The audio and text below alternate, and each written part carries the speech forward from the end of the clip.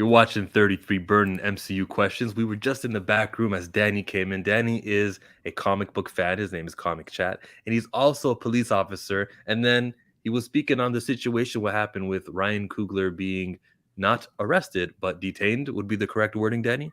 Okay. Let me put this disclaimer. Because I know people gonna be like, oh man, he's a cop, he's an Uncle Tom, he's a shot. No, I ain't all that stuff. I ain't none of that shit. I'm just telling you how I see it.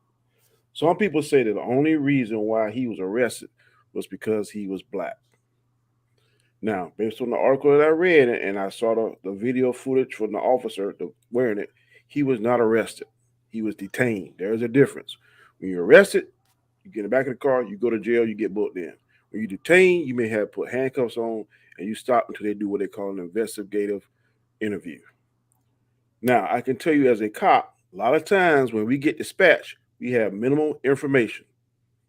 Hey, a guy with a note came in and said, give me $12,000. That how it may come out on the radio.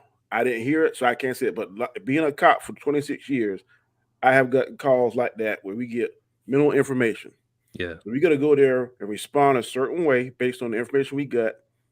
And then we got to quickly assess the situation to determine whether or not it's real, fake, partially real, whatever. The cops did, in my opinion, what they were supposed to. They approached them. I don't know about putting the cop on like cuffs on. I don't know about all that. They didn't see a gun or anything. I would have searched him, Terry frisked him, see whether or not he got anything that is can be a weapon to be used against me, officer safety. I would have pulled him to the side of the bank somewhere and hey, look, this is what we got. What's going on? That's how I would have done it. But what they did is a different way because officers approach things differently. Was he arrested because he was black? No, that is not a true statement. He was maybe profiled by a scared clerk or someone who may have issue with a black person. I don't know that. But what the cops did in this instance is nothing they did wrong. Nothing, in my opinion, that the cops should be penalized for. They responded to a call based on the information that they got. That's how I see it. Now, if a white person would have done that, what would happen? I can't answer that. Because sometimes it's based on how you dress, your appearance, how you carry yourself. I don't know. But in this particular case, I'm not going to say that the cops did anything wrong. Now, the teller, Bank of America, hell yeah. If I was Ryan Coogler, I'd take my money out of there, never see me again. The teller, she, whoever it was, should be fired, whatever the case may be, go through sensitivity training. I don't know. But I'm just speaking from the law enforcement side of this. I didn't see anything in the video footage that I saw that they did wrong. But in something to take into consideration is fuck the police. Like, what do you mean? Danny. I love you, Danny. I love you. Is Marcus in here? Marcus from the Back of the Bus podcast answered the invitation. Mark? What's going on? We had Josh. Today we got Marcus from Back of the Bus. Go check out his channel. We just spoke with Danny from Comic Chat. I love you, Danny, and thank you for the input that you gave us because I'm with you 100%. Of course, the cops got to react to what they know, and when they got little information and their lives are on the line, and what they're being told is it is a bank robbery, I can completely justify any way that they handled it. It's the bank teller, it's the supervisor, because when you get that thing on your screen and you see like flags, you go to your superior. And if that person's saying call 911, that's where the racism and everything is. I'm not saying I agree with that statement. Cool. Next is neighbor to the north, who is in here. Hello, neighbor. Hey, how's it going? Yeah, man. And stoked. you know how the game goes. You've all been here before, including Perp Minded. Hello, Perp. Yes. What up, Perp? What up? Yeah, Batman's better. Just want to let that be known. Batman's better than what? Just better. Just because I know we're on a MCU platform, so. No. Answer question number 1. Your boy Donda 2. Which villain does Kanye West really want to be in contact with for you know what? Skeet Davidson. Thanos.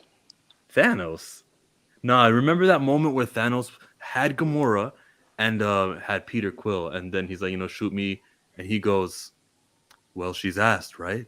And he didn't do it. He goes, I like him. See, the Thanos is an advocate for getting down and all that freakiness. You don't want to get with Thanos. Thanos is going to be like, yeah, I like him. Skeet Davidson, yeah, That was the wrong answer. I don't think I quite understand this question. Do you know the situation with Kanye, Kim, and Pete Davidson? I do not. Who does know the situation? I don't follow nothing Kanye West does. Okay. You'll understand the other 32 questions, trust me. Okay. We got Basco, who just joined here. Hello, Gascar. How are you doing today? Good, man. Thanks for having me. Are you familiar with the Kanye West situation? Hell no. Marcus, are you? Unfortunately, as it's seeming like I'm one of the only Kanye fans on the stream right now. So I'm a fan of Kanye. Okay. Yeah, no, I mean, unfortunately, yes, I bear witness to most of the madness. I've tried to stay out of it mostly because it's not what I'm a fan of Kanye for. But roundabout, yes, the divorce and Kim dating Pete Davidson and him not being too fond of that. It's a bunch of mess as of right now. Right. What is K-Dot's on, Mo? Well, he's on some shit I don't want. Kanye West be a better hero than Iron Man? That's facts. That's facts. Wow. Y'all are sick. What's going on, newbie? Question number 2. Neighbor to the north. Why was Deadpool in concept art for Shang Chi? You familiar with this concept art that just leaked? Yeah. What was that about? I heard it was a deleted scene. It was supposed to come in, but then they pulled it. So I'm not sure how much truth is there to that, but I think they're holding out for Doctor Strange too, right? Like you didn't want to, put Deadpool, a major character, in a COVID release, and now Doctor Strange, they're going to put him in. We've all seen the, I don't know how many other people on the panel here have seen the shattered glass there with or the potentially fake Illuminati poster that came out with Deadpool in it. So I don't know how much truth there is to that, but there's some truth to that. And they chose the right movie to debut him because I'm with you. Shang-Chi wasn't the one, man. And it was concept art. He was probably really early. Shang-Chi was a great movie. I love Shang-Chi. I thought it was a good movie. I mean, it's not like... I wouldn't say great. I'd say good. Damn. I wouldn't put it in my top 5, but it's it wasn't a disaster. So, I agree, but you said great. To me, great is like top 5. Good is like okay. Just my top 5 would be incredible, amazing. Okay, better. Top 5 when you have a film franchise with 27 movies is really good. Yeah, for sure. I would say like Shang-Chi is like one of their better movies that they've come out with so far. Outside like what would be like post Endgame and stuff like that. So I agree with you that. Yeah, Shang-Chi was an excellent characterization of Dragon Ball Z. So yeah, I knew it. I knew you were gonna say that again. Hey, that's the closest thing I'm gonna get, man. Because they ain't going that fucking shit they did 10 years ago. Gascar, why was Deadpool in the concept art for Shang-Chi? If I remember correctly, they were thinking of doing an end credit scene with him, and it was just storyboarding. Oh, end credit scene, eh? Mm-hmm. Yeah. And instead, Marvel being Marvel and Disney being Disney, they had to give the sister a powerful role for representation. But are you complaining about female representation? This coming from a man that has 2 daughters. Yeah, it is. I think that they needed to plug their Disney Plus. There's a new series with following the sister, so it just makes sense. That's what they do. It's more in line But that wasn't the plan before, right? Mm-hmm. That came in after reshoots and after recuts that they decided to do the potential spinoff. Let me ask Skyscar something. Mm-hmm. In the fact we both have 2 daughters. Yeah. If our daughters was in the industry, and particularly yours in the industry, and the females are starting to get all this love that they seem to be getting, and your daughter was in MCU universe, you still feel the same way you feel now? 100%. So if you tell your daughter comes and say, Dad, I got this role and I'm taking over the new whatever, I have no problem with it. You would say, I thought you'd be like, no, that's... Sometimes you're saying they're forcing the issue, or I got you incorrect. You're saying they're forcing... But look at Disney's track record right now. That's exactly what they're doing. Okay, but I'm saying if your daughter was a part of that, would you still tell her, I like you that you're doing that, but I think your part is there's a difference between creating material, fresh material, and forcing agendas. There's a difference between the two. I agree. I agree. If your daughter was in the role of what you felt was a forced agenda, would you be supporting that, or would you tell her? Oh, of course, you'd be supporting that. It's blood, right? Oh, absolutely. Okay. Absolutely. Sure. Yeah, man. That's no doubt. You always support family, man. You said something here with that. You said something about they're doing reshoots, and that was the reshoot that made the final cut of the film. Marvel is notorious for doing reshoots, for changing the movie midway, halfway, even when it's done. Remember the end credit scene for Avengers, the 2012 movie, where Captain America had to cover his beard while he was eating a shawarma because, they just filmed that at the premiere just to make it in time for the movie. This is a malleable film universe, and that's why we should always be on Recast T'Challa, right? Right, Marcus? Recast T'Challa? Okay. That's where we bond on. I agree. I'm at that point too. Yes. Recasting. Third question of 33. Do Peter and his friends even know who Scooby Doo is? Scooby Doo. They know him from TikTok, because remember that song, "What's New Scooby Doo? We're coming after you." That's all over TikTok. So they're like, "Oh, that's the TikTok song, isn't it?" And then probably Googled it right after, like, what does he mean exactly? Man, TikTok is crack. I'll take a shot at it. I feel like, considering this Peter Parker's mostly a Gen Zer, you know what I'm saying? He probably doesn't know who Scooby Doo is. I think that's, you know what I'm saying? Damn, Gen Zers don't know who Scooby Doo is? That's sick. That is sick. I don't think so, unless there's some Gen Zers watching in the chat, or Oni might be a Gen Zer. I like, want to know. Not even peripherally, like my parents used to watch, or like my old, like Flintstones, Jetsons. They don't know any of that. Yeah, I don't think so. Damn. I think they're oblivious to all that. Some cartoons I agree with Perp. They don't have a clue. There's two Gen Zers in here, Tony and K-Dot. Do you know who Scooby Doo is? Because I know I do. Neighbor, you know who that is, right? Of course. You think Peter and his friends knew it? Absolutely not. They couldn't even figure out Mysterio was behind everything. Mysterious. I don't know. We're not gonna skip this. We're not gonna move on to this question until K-Dot can chime in and Tony can chime in the live chat. I want to know if you guys even know who Scooby Doo is. They have to. They know. They got to know all the Doos. There's the Scrappy Doo. Yeah, Scrappy. Perp. Yeah, I was gonna say like K-Dot is like early 20s. So I'm saying like people that Gen Zers that are like in their teens and stuff like that, or younger like that, they probably don't. They don't. I think we had a ranking of 80s cartoons, and if memory serves, some people in the chat didn't know. I don't know what that cartoon is. So I know what Scooby Doo is. Seen the OG show. Yep, that's that Teletoon retro. Don't they have that in the States? Exactly what I was about to say. Don't they have like a retro cartoon channel? But some people don't always gravitate towards Boomerang. Yeah, Boomerang. Do people know who Space Ghost is? There's some Gen Z know who Space Ghost. Not familiar with Space Ghost. Look at that. You don't remember Space Ghost? It was like one of the original shows that were on like Adult Swim back in the day. That was like the first show that brought in Adult Swim. What channel was that on for us? Cartoon Network. No, but Gascar is a Canadian. I know he. Gotcha. It'd be on Teletoon, yes. Yeah, with Teletoon Retro. I think. Yeah. Teletoon. I'm sorry, man. I cannot say that I have. Using a white uniform with the hat, the cowl. Yep. Yeah, it's like old. Isn't it old Hanna-Barbera stuff? That's it. Yeah. I remember the Hanna-Barbera like 3 teams. That was like an all-star group of the Yogi Bear and Scooby Doo and all the properties that they have. Were like doing some Olympics. You remember the Herculoids? I'm sorry. Oh shit! See, there you go. Fourth question of 33. What is Marvel doing right at keeping secrets?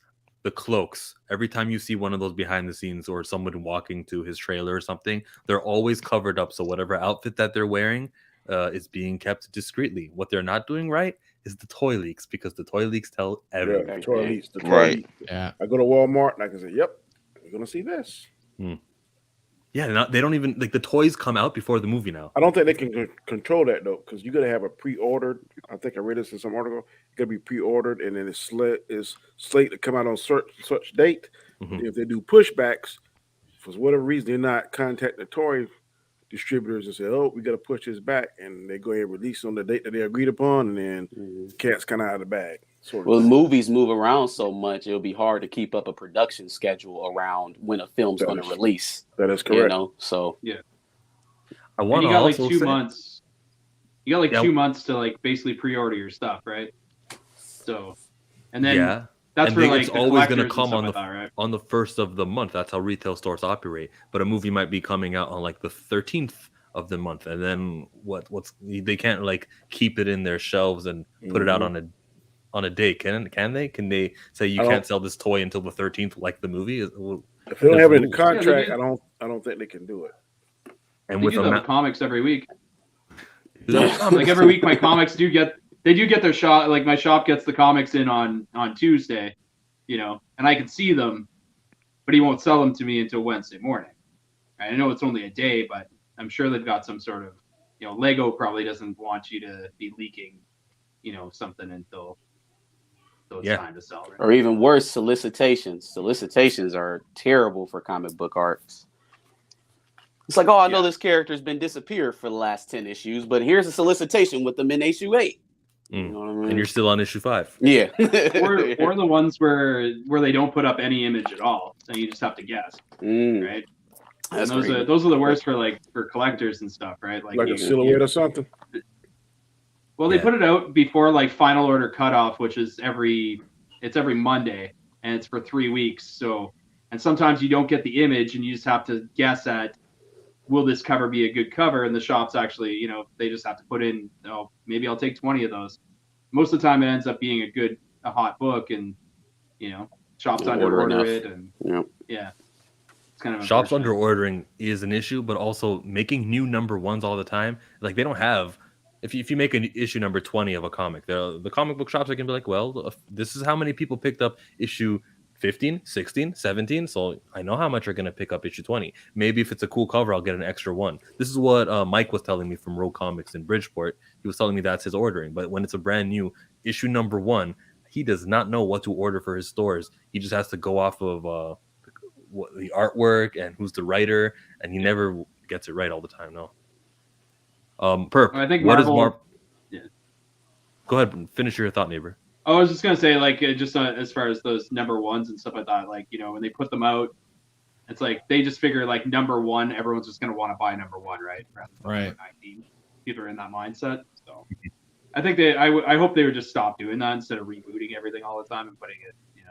It's kind of true though, because I got issue 1 of Punisher, and I'm not a Punisher guy, but it was the number 1. Let's see, like, what were people going to say about the new logo? And I thought I wanted to be in on the conversation, so I was a sucker. I'm not. The fact you can get comics on digital now, does that hurt your business any, neighbor?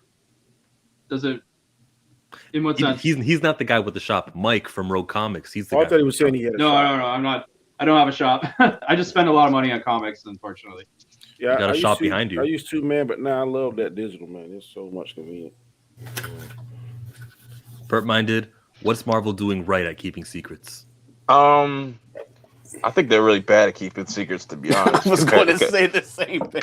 Compared to their competition, could say that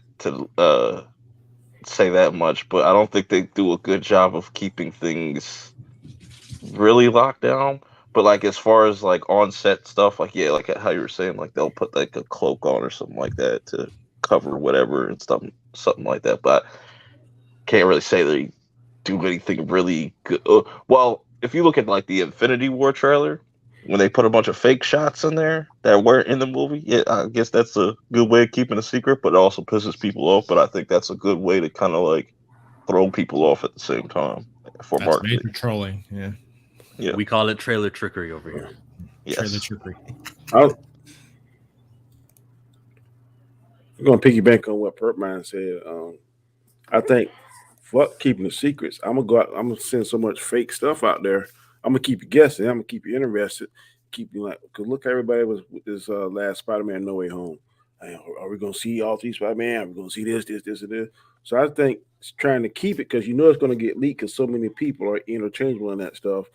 And then when they have these interviews, people be saying stuff. So, okay, we're going to show you what you think you want to see, what might be cool, be totally off. So they're keeping the interest, and they're keeping everybody that's Marvel fans, not Marvel fans, interested in their product by doing all these things that may or may not be true. So I think that's genius. I don't know why they don't utilize that even more. Like, certain people are going to talk about certain things, so why not just give them the perception like, oh, this is going to be woke, but when you see the movie, it's completely different. None of that stuff's in there. That's why I believe it's free promo. They intentionally tell, what's the last Spider-Man name? His mind slips my name. Tom Holland. Tom Holland. He's notorious for letting stuff slip. I think that's intentional. The guy that played Ruffalo that plays the Hulk, he's another one. I think they tell these people to say this stuff because if you're under that contract and you say something you're supposed to, your ass gonna feel it. So I think they tell these people, okay, at this interview on Letterman or whatever, Jimmy Kimmel, you go ahead and say this, and this to keep it interested. And then they have the other people react. You can't say that. Then what that does, that's like chum for us. You see such and such say, he said such. So I think all that stuff was intentional. I agree. I think because they can't really control the flow of information around these productions, they either never confirm, or they do what you say and have people leak certain pieces of information. So now they're driving the narrative. They're controlling what people are talking about, as opposed to having to fight Mikey Sutton and what's the other guy, Daniel RPK, and all those other leakers and stuff like that. So they don't even engage with trying to fight them. They just try to overpower the narrative, and that's where I think a lot of that stuff comes from. I agree, brother. Cosmic Wonder. Is he the guy who says Cosmic? Yeah, there you go. Yep. Question number 5. When do you expect the Avengers 5 announcement? We know what's coming. I think it's going to be at Comic Con. Are they doing any more Avengers? I thought they were done with the Avengers. Are they not doing a $2 billion franchise? You slap Avengers on something, people are coming. I think they're going to do it, right? So Secret Wars is will be the Avengers-esque movie. Okay. Feels like it, right? And everyone here, obviously, it'll be after Secret Invasion. I think you'll get something. Right? Okay. You'll get something teased in there. Probably, most likely, you'll get maybe a cameo of like Beyonder or something like that, and that'll be it. Is that dropping this year? Yes, late 22. Secret Invasion. Okay. But like the announcement of Secret Wars, I think is coming at Comic-Con in July, so we'll already know that Avengers Secret Wars and Beyonder's back in the comics as of next week, I think. So that's another. Marvel likes to do that. They like to drop the new content and everything like that to try and tie in with the movies. So like anything you're gonna see coming out in comic book content, is kind of loosely tied. Get a good idea of what's going on, in my opinion. Sergio says Feige said very recently no more Avengers movies. I thought he did, but I can see that though. But I look at it as like, there's no Avengers team. Like they're all kind of like, disband at this point. And I feel like leading up to whatever the next Avengers, whatever it's going to be called, like New Avengers or something like that, then we'll probably get it. But like we're just going to get a bunch of like team up movies and stuff. But the Avengers don't really exist right now. So even more than that, if you're talking about announcing, like you said, Chill, if you're gonna have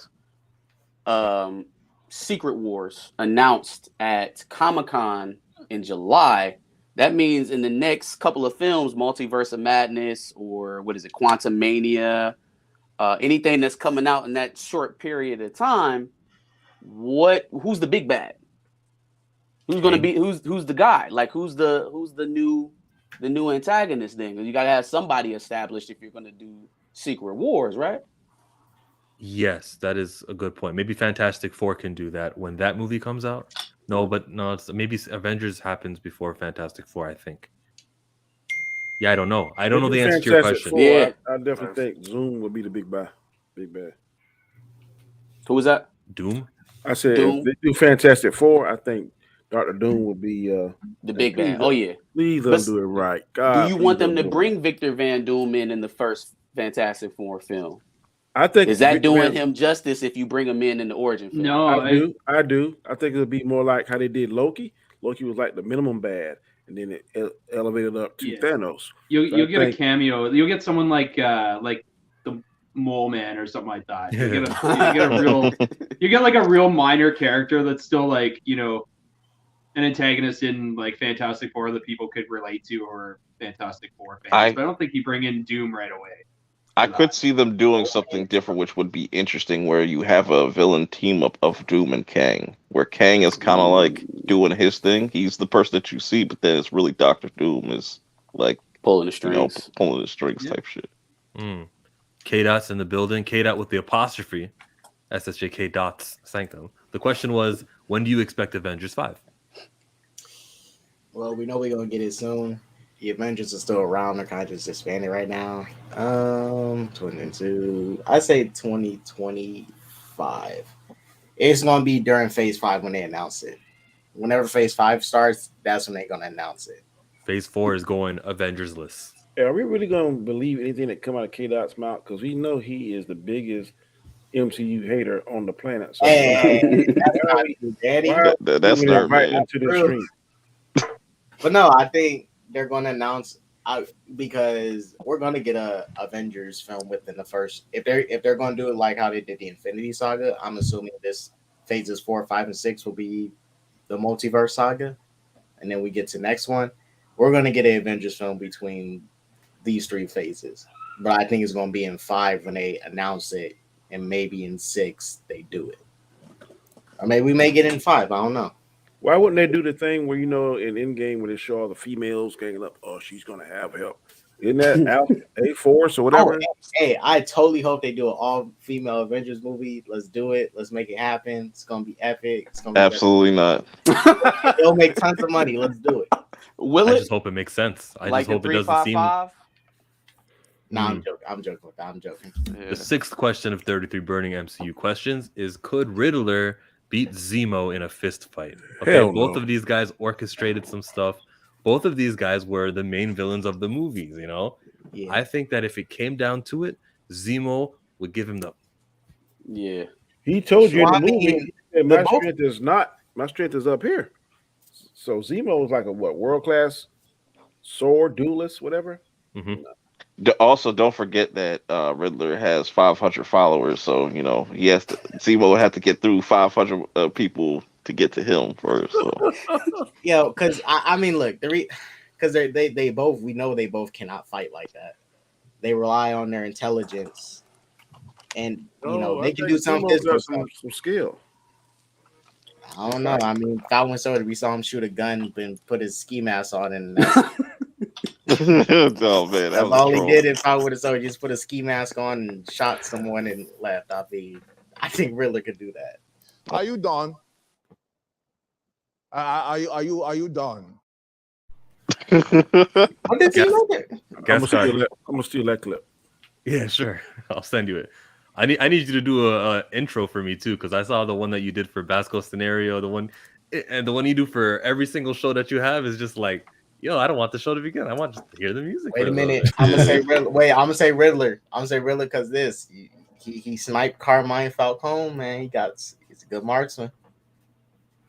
Anyways, I'll give Riddler credit. I'll give the Riddler. So Basco, of the Scenario, you watched the movie The Batman. Yes, you watched the movie Civil War. Mm-hmm.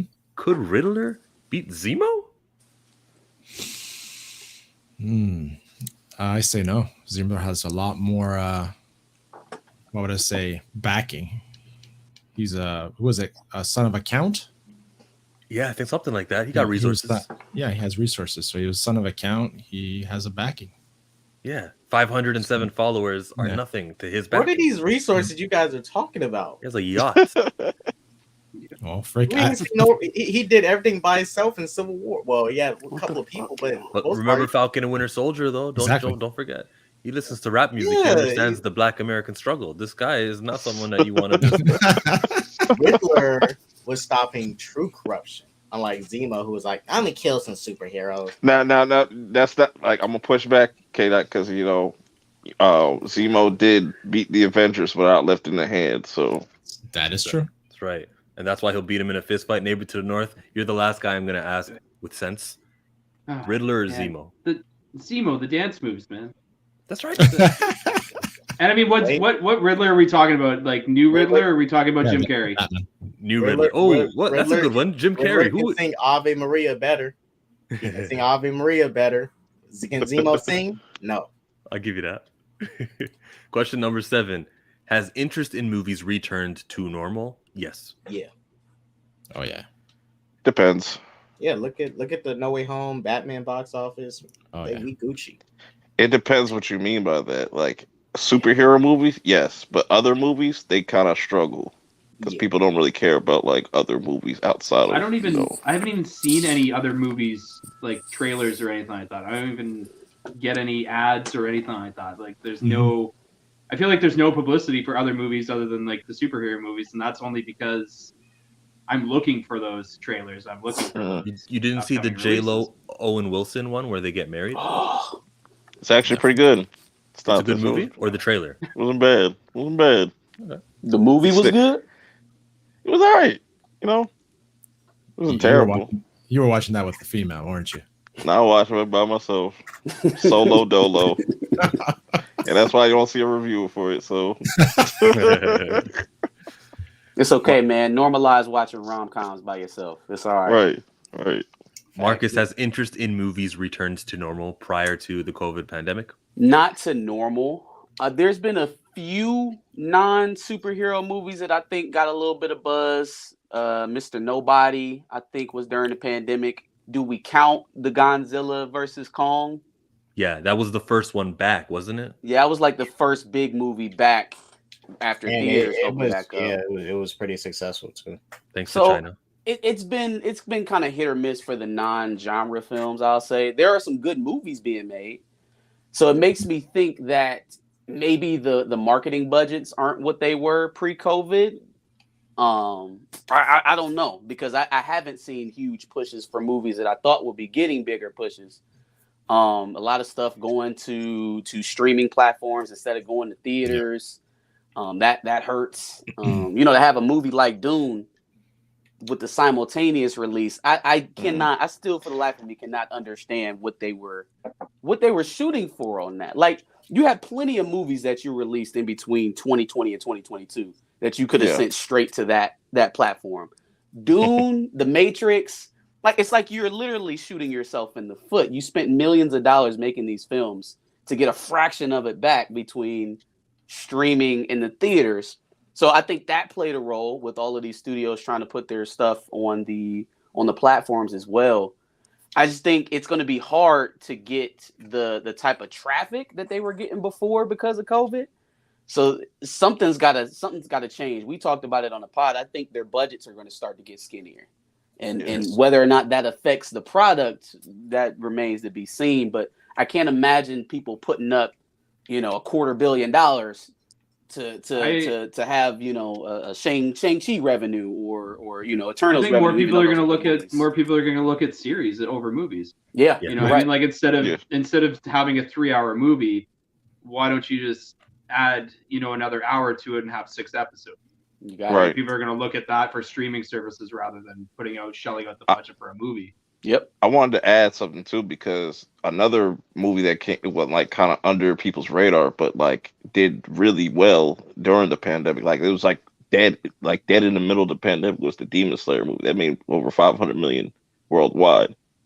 Mm-hmm. And I don't see that getting talked. But I was like, I don't know what kind of promotion they had for that, but I guess it sells itself, because Demon Slayer has just been doing crazy, with the manga and stuff like that. It's just been doing crazy numbers and stuff. So it's just that's interesting to me as well. With the manga, sells comic books 10 times. Yeah, in shop. And you don't hear about that a lot, right? Going back what Perp was saying about Demon Slayer, the movie, right? It's not it's a niche market, right? It's specific people that watch that, and the more people talk about it, the more traction those pick up. And manga, like you're saying, you go to a comic book store, the manga section is huge, right? It's huge compared Barnes and to Nobles. Mainstream. Yeah, it's insane. Did everyone touch on this one? Did I get Danny's opinion? If the interest has returned to normal? I think it's starting to. I don't know if it's fully there yet. Okay. But it's starting to. The Batman is a step in the right direction. It's one of the better movies I think DC's made in a while. And to say the manga thing, I've read manga, but I like our artwork a little bit better in some of the comics. We actually have noses in the American comics compared to. I don't know whether because I'm just been immersed in it for so long. It's budget. It's mostly due to budget and stuff. They don't got as big of budget than like the Western comics and stuff like that. That's why everything's black and white. But isn't manga written also by the artist who draws it? Yeah, that's amazing. You know what messes me up too, man? The pages going from left to right instead of right to left. I don't like that. Question number 8. Shawn Levi, this director who has now been rumored or confirmed to be the guy doing Deadpool number 3. I should say rumored. They don't confirm things like this. They're waiting until like I said, Comic-Con to say this is what we have planned, even though we kind of already know. So Shawn Levi, what will he bring from Free Guy that he directed with Ryan Reynolds to Deadpool 3? And the answer is a fan with a fanhood mentality. We remember that lightsaber scene in the Free Guy movie. We remember Chris Evans with the little cameo because of the Captain America shield. This is someone who cares. He's one of us. And that's what we're going to get in Deadpool number 3. This movie cannot fail because Deadpool is Ryan Reynolds. That man is integral to the production of this film. We got Kevin Feige. We already know what he can do. His reputation speaks for itself. 26 out of 27 movies were awesome. Who knows what the 27 is? The one I didn't like. Thor Dark World. It was Eternals. I like Thor Dark World. That lowers a little bit. That number is a little bit lower. 26 wasn't good. Okay. But Charles is pretty bad though.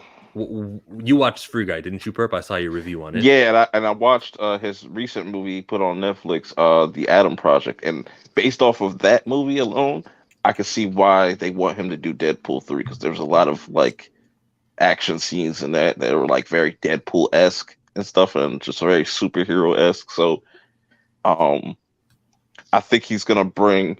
I think it's gonna be an interesting kind of movie now that I look at it, like based off of Free Guy and like The Adam Project. Even though it's just like with Ryan Reynolds, it's I don't know. It's just like a love-hate thing. You know what I'm saying? Because it's like, yeah, Ryan Reynolds has that charisma and stuff, but like the jokes just don't hit like that. They just a little bit too overboard. It's just like, who is Ryan Reynolds like besides this goofy shit? Like, it's. But I think he's gonna bring something fresh to it. I think it's definitely gonna be better than Deadpool 2 by far. I don't think that's gonna be hard to beat. So. Oh, we got the DC fan. Be worried, guys, because here comes Ashley. Hey. Hi.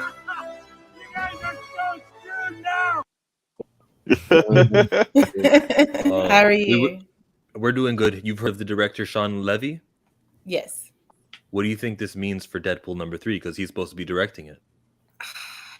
I mean, I liked Free Guy. That's the only movie of his that I really liked.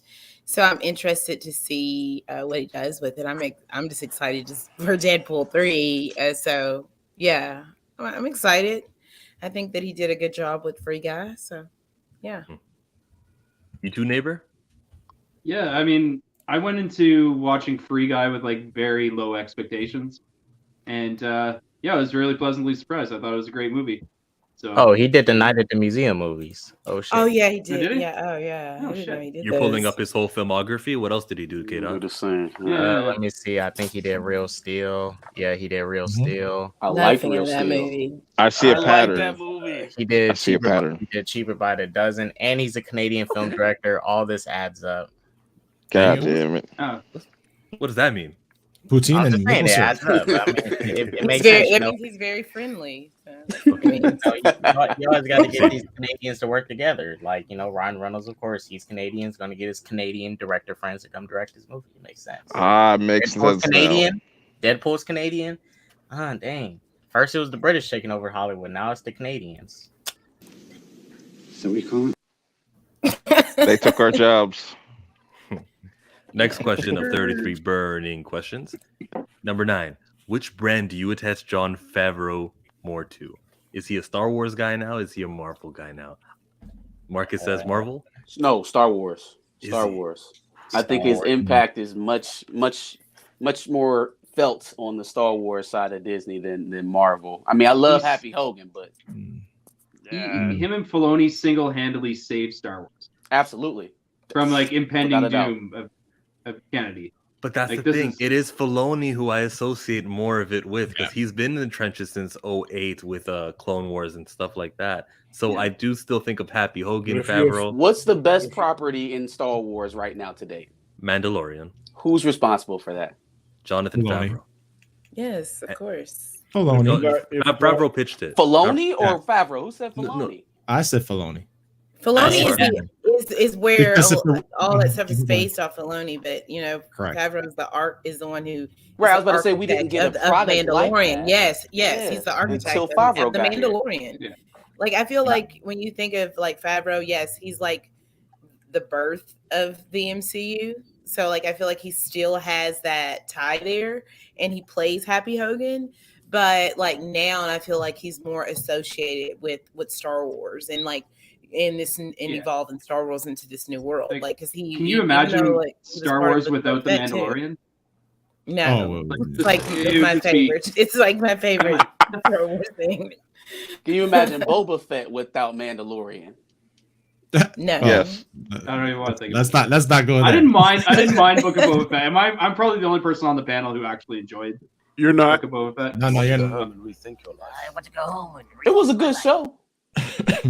I liked it till I didn't like it. You got a lot of Boba Fett haters on this stream here, buddy. I was for it for a long time. I like Boba Fett. I like him as a character. The show started out great. I just felt like eventually Ben Jarin took over. Yeah, that's right. Well, that's the way it was supposed to be, anyways, right? It was supposed to be just kind of a lead into Mandalorian season 3. But now we're off topic talking about Star Wars, and then we can go. Thank you, probably neighbor. 33 burning Star Wars questions. That's coming. That's coming. Joe, I think next week is Attack on Titan burning questions, and then I'll probably do a Star Wars one, and then back to Marvel again. Yeah, we just skipped DC over here. But I'll say this: Batman's better. I would say Jon Favreau gets bigger. I would give, starting the MCU off is a good thing, but the MCU jumped off even bigger off of something like Avengers. But I got to give him more credit for Star Wars because, just like we said, after the sequel trilogy, if nothing good came out after that, and really, Favreau put it back on life support. The franchise is on life support. He pitched the idea. You're right. Yeah, he told Kathleen Kennedy, Row Comics, he told her, this is what I have planned. This is the thing that I'm going to pitch to you. And then that's when he linked with Filoni, who he was already friends with because he already voice acted, was Previsla or something like that. So that was a connection that was already rooted. And I don't associate Kathleen Kennedy with the success of Star Wars series. Because her name's on it, man. She's involved. You gotta give her, just like you have to take her failures, you have to give her successes as well. What for saying yes, John? You can't give someone credit for saying yes. Failures in Star Wars. When LeBron James joined the Miami Heat, did we say Pat Riley is so great? He made a choice on his own. It's the guy. That's not fair, Killmonger. I just explained how it is fair. That's a very good analogy. And exactly in the network of business, it's the person that gives the yes that is going to get the credit. Not to me. And when it comes to the $1 million checks that it's bringing in, it don't matter. It's her name that's on it. You guys watch WWE? Yes. Vince McMahon is making a lot of money. Do we associate the good things that happen with him, or is it like the wrestlers who do the awesome performances? It's the wrestlers who signs. But she also has to see the vision and co-sign that vision and back it. So I feel like she does deserve credit because people gave her so much, shit for like the newer Star Wars stuff. So like, just like she needs to own those failures, the successes are hers as well. Ignore that. That's girl power talk. Girl power girls. Let's close out this question. If you say Marvel, everyone say Marvel. Who does say Marvel? So I'm gonna say Marvel. Marvel. Okay, and Star I guess Wars. the Star other Wars. Star Wars. My bad. The other way. Star Wars. Yeah. So Star Wars wins it. Star Wars wins it. It is poll time. This question is not for anyone here, but for the live chat. I'll type it up. Why are you? This is the interaction. Why are you like mad at us? No, not the poll, but just Icarus. That's not the poll. I'll type the poll in the live chat right now. But question 11 for us is: what was Cersei's biggest memory of Icarus after the breakup? They're boring sex. There's sex on the sand. Oh, rock. I love you, Cersei. Oh, y'all some haters. Danny, you know that's probably the worst sex scene in cinema history. Hey, I ain't saying it is, but man, at least he having it. So damn, I give him points for that. Was he though? It was two fish going. The scene's so bad it got deleted, right? Like it got deleted from streaming. Oh, it did? They took out that scene in the streaming? Oh shit, I did not know. 3 movies later in the MCU, y'all gonna be They're like, not gonna damn. show them on Disney Plus, you know. Well, wait, but they're putting the Daredevil stuff on there. But that's gonna be behind, you know. Parental controls, right? Yeah, parental controls are out for that. Okay, so I guess because the Eternals movie was basically a PG the whole thing, except for that one scene, they couldn't just hide it behind a parental control. Imagine watching a movie and then it goes 4 digits, or else we're gonna skip a minute ahead. I mean, and they also didn't have parental scene controls at the time either. So, it wasn't that seriously, graphic of a sex scene too. I think that her biggest memory is like him walking out and her really not understanding why. That would be. I think she's gonna remember him after the breakup.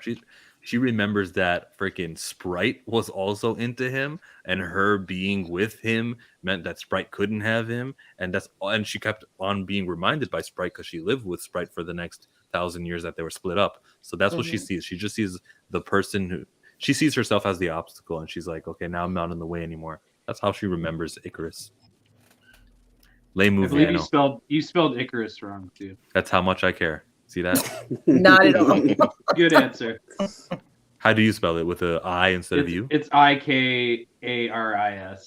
Yeah. Oh. It's Icarus. But yeah, I mean that's a perfect answer. I mean, who the fuck cares, right? Jaded Fanboy cares. Hello, Jaded Fanboy. Oh, hey guys.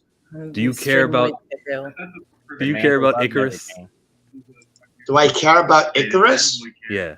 If he comes back or if he burns to a crisp? He already burned to a crisp, right? Then I'm fine. Then I'm fine. I can hear myself in the background. Anyone else? Might be JD. Yes. Oh, you have the video open. Shout out to you, Jada, for supporting me. Love that. Give me that watch time. I don't even want you to close it. I just want you to mute it. Make them think that you're still watching. I would answer the question, but I don't even remember the movie. I saw it twice. I get it. It's easy to forget it. Hey man, I thought that people loved Eternals. I thought it was I mean, like I'm the only person on here who actually enjoyed it, but okay, I didn't mind the movie. I wouldn't say I'm over the top enjoyed it, but as a comic book reader and fan, I love the backstory. My wife, on the other hand, she was like, what the F is this? I had to keep on trying to explain to her. You make wrong assumptions, like, bro. for me, as a comic book reader, I didn't like it because I didn't like what they did with the Eternals. I just didn't like it at all. It was too much to cram into one movie. Exactly. It was a lot of characters. It was a lot of characters. Better Superman than what we've seen, and no girl that can run fast was a better Flash than we've seen. Nah. I need people to stop. I want people to stop comparing Icarus to Superman because he would have handled that speedster like it just like tripped her. You know what I'm saying? Like we see Icarus is more like Homelander, man. Superman yeah, definitely. Yeah. Because he's used to a Flash that always trips in every movie. So let's make that clear. Superman would have bodied Makari, and Flash would have time traveled and killed Makari. And the poll question of do you expect lost to Batman, right? Icarus to win? 86% of you. Yeah. In the movie? Which one? Superman. He's a mosquito's wing heartbeat from damn getting killed by Batman. Because he had kryptonite. That's different. The poll question of do you expect Icarus to return? That's it. They be cheating. Hey guys, shut up. That. Get your passy back in your mouth and be quiet. Killmonger's trying to speak. MCU haters. Yes, he is going to return, says the live chat. Thank you for participating, everyone, in that little poll question. And hello to you, Roscoe, who's in the building. Eternals was awesome, says Mike Porter. Mike, is there anything that you don't think is awesome, though? Like, you kind of have a reputation for being a shill. So wait, so will Icarus return and he'll have blonde hair this time? I don't what get happened with that? Because the original Icarus in the comics, he has blonde hair. Long flowing blonde hair. Yeah. That don't matter. That don't Comic matter. book accuracy. What's that? Last time I checked, Kingpin was white. Michael Clark Duncan is not white, and he killed it as Kingpin. Did he? Hey, I prefer. That was a good performance. Yeah. Yeah, and Billy D. Williams played Harvey Dent. So. Okay, Mike, you got your credibility back. Inhumans was trash. Yes, absolutely. The 12th question with the crew here. Let me plug us all. There's 9 people in here. We're not gonna go. We're going 3 hours here. Okay, I'm Chillmonger. That's Perp Minded. Neighbor to the North. SSJK.Sanctum. Vasco of the Scenario. Comic Chat. Marcus. His channel is Back of the Bus. Is it Back of the Bus podcast or Back of the Bus? Back of the Bus podcast. The Widow. That's Ashley. That's the one. That's the queen that me and her made that video that you guys all love about DC. And the Jaded Fanboy. Damn, I didn't expect everyone to accept the invitation. That's why I always overbook. But here we go. All 9 of you in here. Question 12. Who has the best sleep in the MCU? The Incredible Hulk is a guy who is 2 people, okay? When Bruce Banner is outside, I imagine he's sleeping. When he's like outside of the body and it's Hulk taking over, this man is just so comfortable. All of the worst things that he does in his life are with the Hulk. You know what I mean? It's got to be Banner.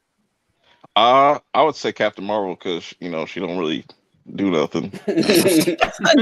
Oh, goodbye. Bye. Oh my gosh. Wow. Wow, that comment. I would have to responsibility. Well, no, she did get her hair done. She did get her hair done. Yeah, she had all that time to get her hair done. Where though? I have nothing to prove to you. If Thor didn't get back in shape, I would say Thor because he was getting some good sleep when they was having that meeting. Remember, he's just chilling on that chair while they was having that meeting. That's a sign of like sleep apnea where he can't really control it or not. No, I don't think so. I'm gonna say Vision has the best sleep because he was literally asleep for 5 years before Wanda woke him up in Westview. That's a good way to look at it, and I'm gonna co-sign that answer. I do want to go back to what you said though, Chill, about the Hulk. He did get a nice sleep after he got his ass whooped by Thanos. Man, I say Captain America had the best sleep. Oh, nice 40 years. 40 years. I wish I could do that. I'm gonna second Captain America. And hopefully Newbie's still in the chat here because he clearly knows he's a superior character to Iron Man.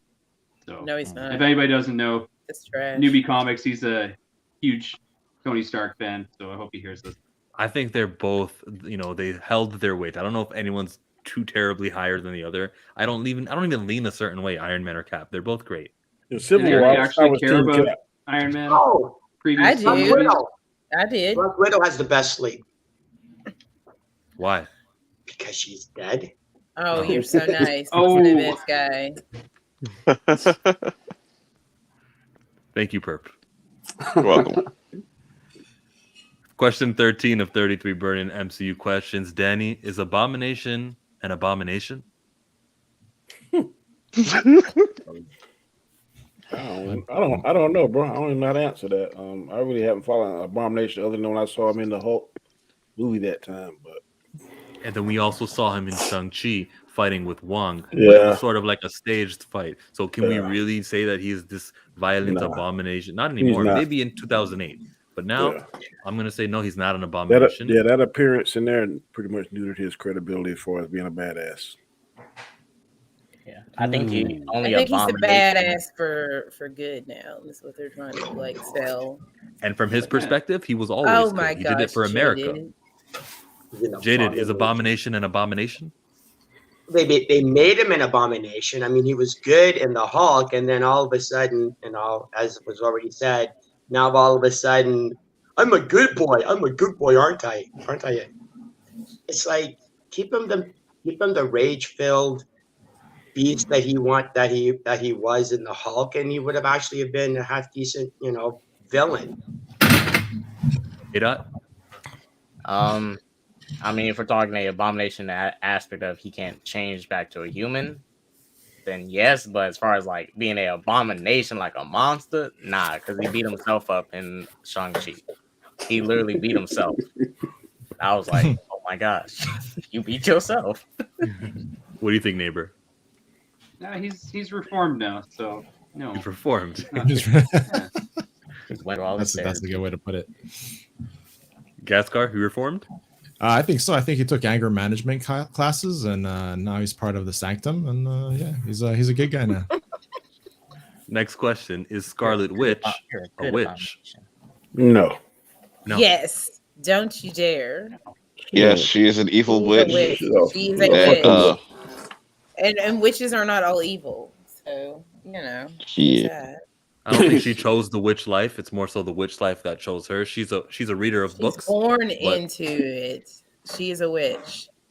She is a witch. She's a witch by blood. Hey, anybody that's messing with the spirits and by the shit, end cut of that out. WandaVision, she is deliberately, actively using the Darkhold. She is a witch. Okay, absolutely. That doesn't mean that doesn't make you a She witch. is a witch. She was a witch. She was a witch as a child. She was a witch. She used a probability. She should be a sorceress.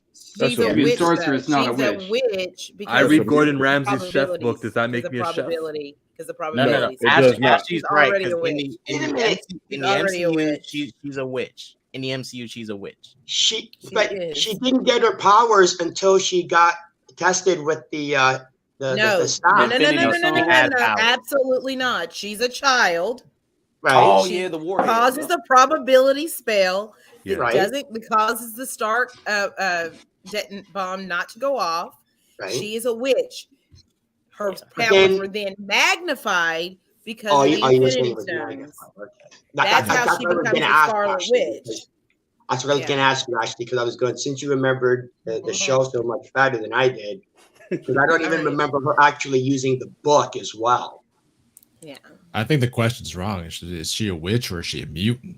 I think she's a mutant. Yeah. Oh, she's a miracle because they called her miracle. I don't know if they're gonna. I would say she's more so. Well, a witch they couldn't than use a mutants at the time, right? Yeah, Right, so they were called miracles. Yeah. They were called miracles. That's right. Enhanced. They were enhanced. Enhanced. Exactly.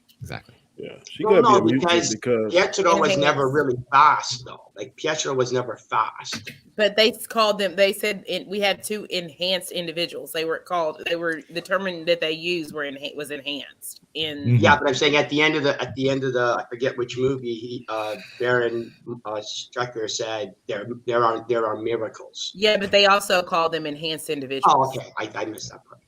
Marcus, are you raising your hand or are you like? Yeah, I'm raising I want to jump in because I don't want to just start talking over everybody. But go ahead. I think that she was probably born a witch, like through lineage, and then the Infinity Stone activated her mutant gene, which they couldn't talk about prior to them acquiring Fox. So I think that's the way they're going with it. Because you're right, Ashley, she did do the probability spell before she touched the Infinity Stone. So that's the witchcraft, the magic part of it. I think that gift, that thing that was supposed to die on the vine was probably her X gene that was activated by the Infinity Stone. That's at least where I think they're going with it. So you think she's a witch and a mutant? I agree. Witch and a mutant, perfect intersection that creates the Scarlet Witch. Because, like, if you think about it, her and Pietro are the only ones that survived the experiments with the Infinity Stones. So I feel like I agree with what Marcus is saying. They had this mutant dormant gene. Yeah, and I think that they'll eventually, be like, "Hey, you're mutants," All right, wait, because all right, well, look, because we have to remember, is Captain Marvel a mutant? Because she a Infinity Stone through an explosion blew up in her face and it gave her powers. It was more than just that. I was a power core. It was a core that they used the Tesseract to create the energy source, and then she blasted it, and that got her. Yeah, she has power right now. I'll say Scarlet Witch is for sure. That could have enhanced as well. Most of you say yes. But I'm not going to remember yet. That's kind of like flimsy right now. A mutant is remember in the comic books, the mutants were always classified as you're born with that X gene. Like that's why Spider-Man on all the covers it says the non-mutant, because he wasn't born with it. He achieved it through the spider biting them. The same thing could be said about Captain Marvel. She's not a mutant. She was, through science and an explosion, she got her power. Bruce Banner, Bruce Banner, exactly. Last week we got into Spider-Man, and you're bringing him back up, Gaskar. You weren't here last week, so I'll ask you: is Spider-Man a Spider-Man? No. It's all about definition. He is because he has the senses of a spider. Spider-Man. Right? Spider-Man. He does everything a spider can. Right. That's what the song says. I would say no, because he doesn't have 8 legs. He doesn't have 8 limbs. How do you know he doesn't have 8 limbs? Maybe he's keeping. I don't know. Pause.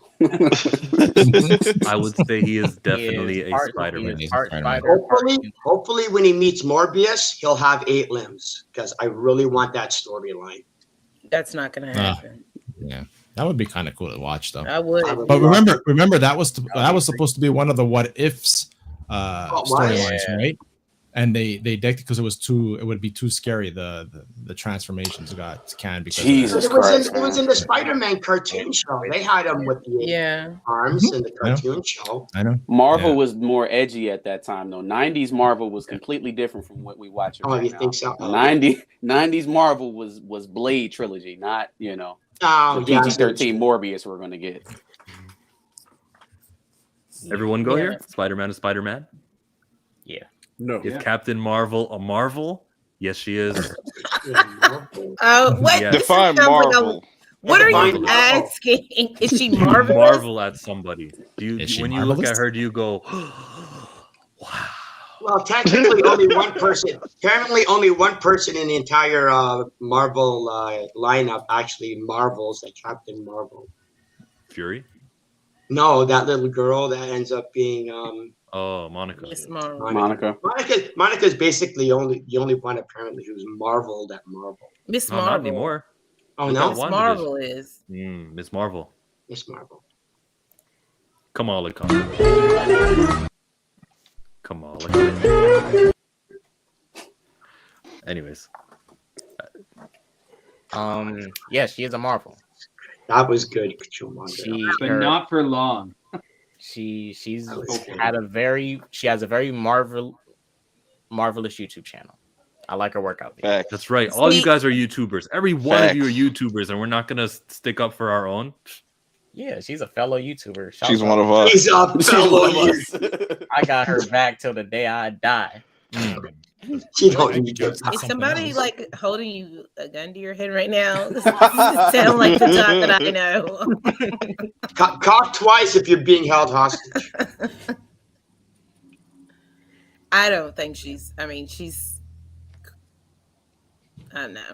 I think that she's okay, but is she a Marvel? No. I think Monica is more marvelous than she is. Say it again. Say it again. The first Captain Marvel. Not yet. I think Maria Captain Marvel, Monica Rambeau is a marvelous. Absolutely. I think that when we get Blue Marvel, he will be marvelous. Isn't it funny that we got Captain Marvel before we got Blue Marvel and Monica Rambeau, the first Captain Marvel? So then, just based off of that, no. We got Monica Rambeau, the same movie we got Captain Marvel, okay? She's a little baby. 10-year-old. Technically. So you want her to be 30 years old in the 90s, then we can get her now. Well, no, but they retconned the character. Monica Rambeau was the actual first Captain Marvel before Carol Danvers. Yeah. Yep. So she wasn't really a young kid. She wasn't, just a name. It's not like this power set. It's not. It really is just a name. It's something that they had because they killed the original guy, the Marvel guy. Right. Yeah, Marvel. Right. The trademark was going to expire or something, so they needed to use it. That's why there's always going to be a Captain Marvel, right? Neighbor to the north. Yeah. Well, I mean, Monica Rambeau is the longest running Captain Marvel in comics. Right? That won't be true in like 10 years. Oh, 10 years. I hope not. I can't believe. What am I hearing? You of all people that don't like, legacy characters and names being shifted to new characters, and you're capping for I'm more so Marvel. Like the powers, like Spider-Man, who has the spider powers, bitten by a spider. Her powers and origin, everything was so like separate from Carol Danvers that I don't associate it in the same like Hulk, She-Hulk, those type of things. Question number 17 of 33 Burning MCU questions. Was anyone who went to jail suicidal? Like anyone that they arrested after Civil War was when Scott Lang went to jail in Ant-Man. I think Clint might have been in Scott, yeah. Because like Clint has a family while he was locked up, probably thinking, about his family and how he put himself in that situation. And then Scott's like, I'm back here again. But maybe I think more Clint than Scott, the Scott, Scott's personality. I would definitely say Clint Barton was. That would probably be the guy who I wouldn't say because he has the family. Because he has the family. It's more so Sam Wilson, who didn't have a family. No, it's usually those people that have families that feel like they're lost if they get put in that type of situation because they let their family down, is what I'm saying. It's like, would be like that. That's why I'm saying that. Like there's no more purpose. Yeah. What about Bucky, sexy ass Sebastian Stan? Bucky, my Bucky's strong. He can go through anything. My baby is amazing. My baby, he got disarmed, literally. Yeah, Bucky's been through it. You're not suicidal. But Bucky, I'm just saying, no, Bucky has been through everything. Like him being locked up is not going to bring Bucky down. He's been brainwashed, tortured. House of Nerds is right. Scott already did a bid, so he's good. Yep. Yeah. Scott already did time. Getting punched on his last day as like a going away present. He had more jail to do. He had enough, yeah. I mean, in my opinion, I don't think none of them was suicidal because, well, look, because we don't know how long Scott and Hawkeye was in there, and it looked like whatever deal they took that lickety split because they do got families, and everyone else pretty much got broken out. Like it was really only POP. Yeah, it was just those two. It was just those two that was locked up. Now, if it was Bucky who was locked up, I can see him being probably the only suicidal person out of all of them. If you put him in jail, just had him sitting there, he's like, I'm gonna end it right now. He's already been in jail. He was in a he was already mentally jailed and mind controlled. I don't see it affecting Bucky. He's too cute to be suicidal, Kate. We have to remember before that rehabilitation with Wakanda, even though he still gets affected by the memories, before that he was being haunted by that stuff. He remembered it.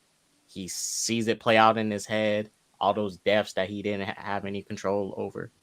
Yeah, and he didn't kill himself because of that. So that's what I'm saying. I don't think being locked up would cause him. I don't think any of the Marvel characters would be suicidal.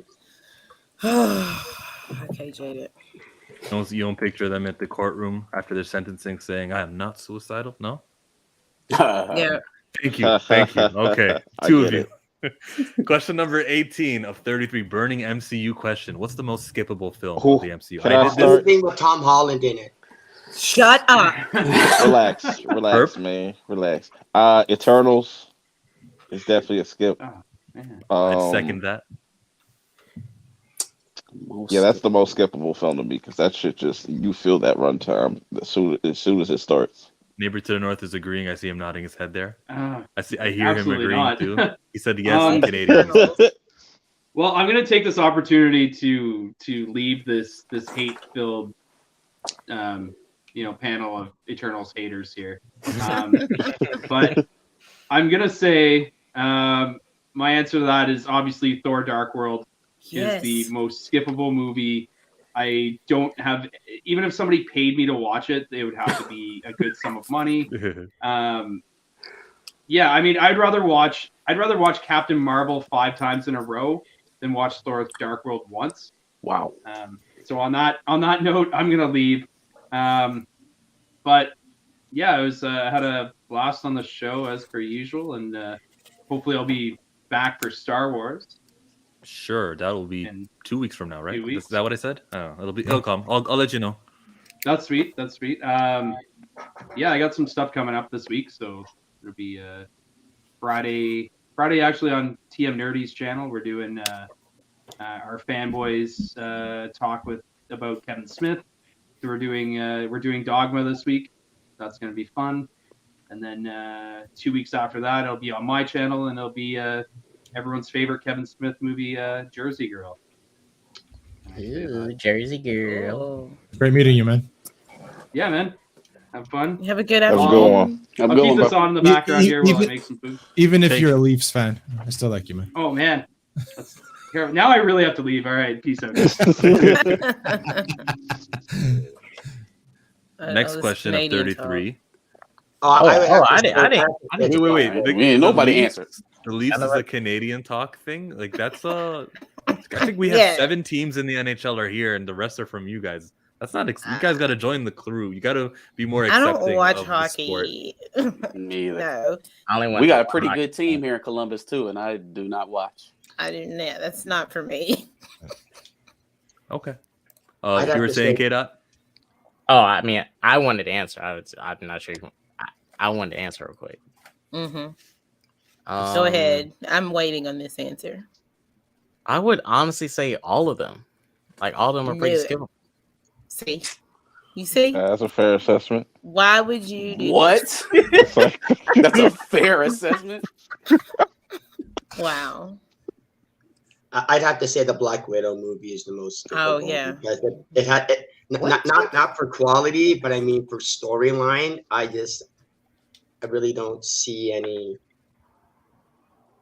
I mean, you could have introduced Yelena any other way. You didn't really need a movie just to introduce Yelena.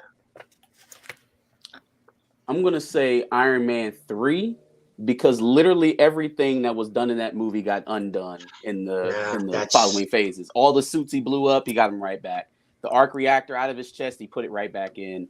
Even the fake Mandarin gets done away with in Shang Chi. So it's like, yeah, it's not even until Shang Chi that we even mentioned the fake Mandarin things. I would argue that it builds on it, and also there was a scene in that underground fighting cage match thing where someone who had the powers from Iron Man 3, what were they called? The Extremis, was it called? Oh, Extremis. Yeah. So if we're not counting, side characters and background characters, Iron Man 3, probably. And not only that, that's the movie where Pepper Potts gains her powers, and she loses them. I was about to say that she loses them by the end of the episode. By the end of the movie, she doesn't have those. I didn't even catch that. Okay. Yeah. But I would say for me, it's still Thor: The Dark World. It's where his mom dies. I know it's important for the overall connective, but I just for me, and it comes to rewatchability and do I enjoy this film? For me, it's skippable because it's so boring. It's absolutely awful. It's a terrible movie. It has implications that yes. Yeah. So for the you need to see it. But when I'm doing a rewatch of all the films, that's the one I'm like, I take several deep breaths for. I got my list. You got a glass of gin and tonic just in case. All I need is one skippable film. I don't need 20. I got 5. Suicide Squad 2, Wonder Woman 84. Those are not Marvel movies. The question said skippable movie. It said nothing about MCU. It said what That's a good point. Oh, that's right. Yo, you can't we're doing MCU. About the MCU, not DC. Come on, man. Pay no attention to the title of it on YouTube. Wow, just buy your stream. Yeah, don't pay attention. Don't pay attention to the name of the stream, guys. In that case, Howard the Duck. Thank you, Danny. Yeah, appreciate that. I had to throw that in. What's the most skippable film over here? Ball is life. Gaskar, most skippable film in the MCU is Eternals. I have to say it's Eternals. It's way too damn long. Would you put Dark World in there too? Of your top 3? No? I would watch Dark World. I would. Yeah. Solid answers. People hate it so much. It's not that bad. I think it's the worst MCU movie. Thor 2. I don't hate it. I just think it's a boring film. Guardians 2 is bad. Pootie Tang on repeat before I ever watch Captain Marvel again. Tony, Captain Marvel is not that bad. First of all, Pootie Tang was a good movie. Pootie Tang is good. Pootie Tang was funny. Sadate. Question number 19. Pootie What Tang. do you grade the Disney Plus Marvel page? The homepage of Marvel. You know, we got the superheroes all in the background. Is it still the same one? So you're grading like the You're talking presentation? about the outline or not the layout of the films? Are you talking about the layout too? Okay. Layout, all of it encapsulated when you log on to Disney Plus and you click Marvel. Joe, is it the same one with Sam in the middle and Shuri? Good one. Perp. That was a very good one. Yeah, with the Sam and Shuri, that one. What do you think? You think that Sam should be in the middle, K-Dot? No. No. I'm saying Stop hating on Sam all the time. Sam is in the middle. I like Sam and I like Falcon. Oh yeah, I do too. You mean Captain America? I like him as Captain America. You don't like Uncle Sam, Captain America? Oh my God! Oh no, my daddy told me it's Black Falcon. My daddy told me it's Black Falcon. No, that's horrible. Where do you get the name Black Falcon? Does anyone have a strong opinion on the Disney Plus? I don't like their interface at all. I don't like the layout. That's what I was gonna say. Picture. I do like the picture, but just like Disney Plus is like a whole, I don't like the layout of it at all. So that's how I feel about it. I don't like the layout of anything on Disney Plus. You know what they're missing, Ashley? They're missing a dark mode. They need a dark mode. Just turn everything like the background black and shit, just so things could pop a little bit, and just that blue is just weird. I like dark modes and stuff. So yeah, I agree with that. I just don't like the layout at all. The interface is not popping. I like the picture, but I just don't like the layout of things. I actually like dark and brooding backgrounds. I especially like the Batman so much. What do you like? If they have a bad interface, is there an example of a good one? Amazon, HBO, Netflix got the best one. That's the best one. Netflix, that's the best one. Yeah, they have the best. I really don't notice. They look all the same to me. I see like thumbnails Hulu and Disney Plus both are trash. Hulu needs to shut it down. Hulu needs to start over. Hulu is terrible. They're horrible. Amazon's is pretty bad too. Like I think they're like the three worst. HBO Max is not great, but it's better than Disney Plus. It's getting there. You know, but like Netflix has the best. They do. Because Netflix is so fluid too. Yeah. They structure like action, adventure, romance, Korean films. Like they will give you they'll make sure the categories are legit.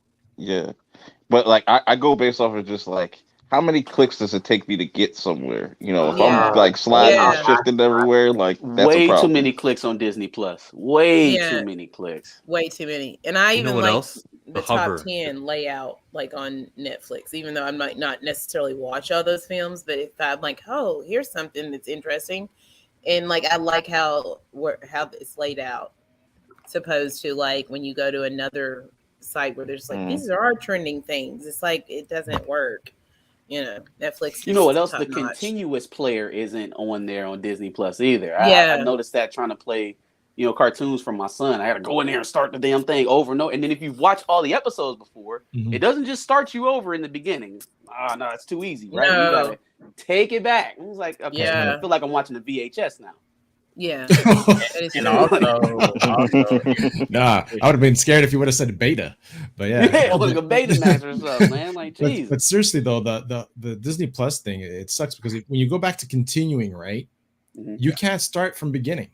You have to get out of here and you have to go back to the search and actually go back into it that way. You can't start. Paramount is like that too. Yeah. Paramount will continue to pay the end credits of a movie over and over again until you stop it. Yeah. Well, they watch, so they're gonna definitely take all this into consideration. And I did want to when I seen too especially about the smart TVs. If you use something like Disney Plus, Hulu, and that on smart TVs, it's even worse on the smart TVs. Yep. Because it's slow. Smart TV is bad with these streaming services. 20th question of 33 Burning MCU Questions. When was the last handshake between Dave Bautista and Kevin Feige? At Infinity War, because after that, Dave Bautista has been like, F you guys, I'm going home after what happened to James. No, whenever that read my mind. You're not gonna make my Drax movie? I'm out of here. Yeah.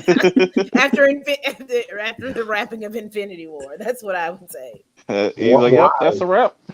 Danny, are you heading out? Yeah, I got to bounce, bro. Appreciate you for being here. Bye, Danny. Right, man. All right, Everyone go check out Danny. Danny. I'm trying to get him on, but it's on me.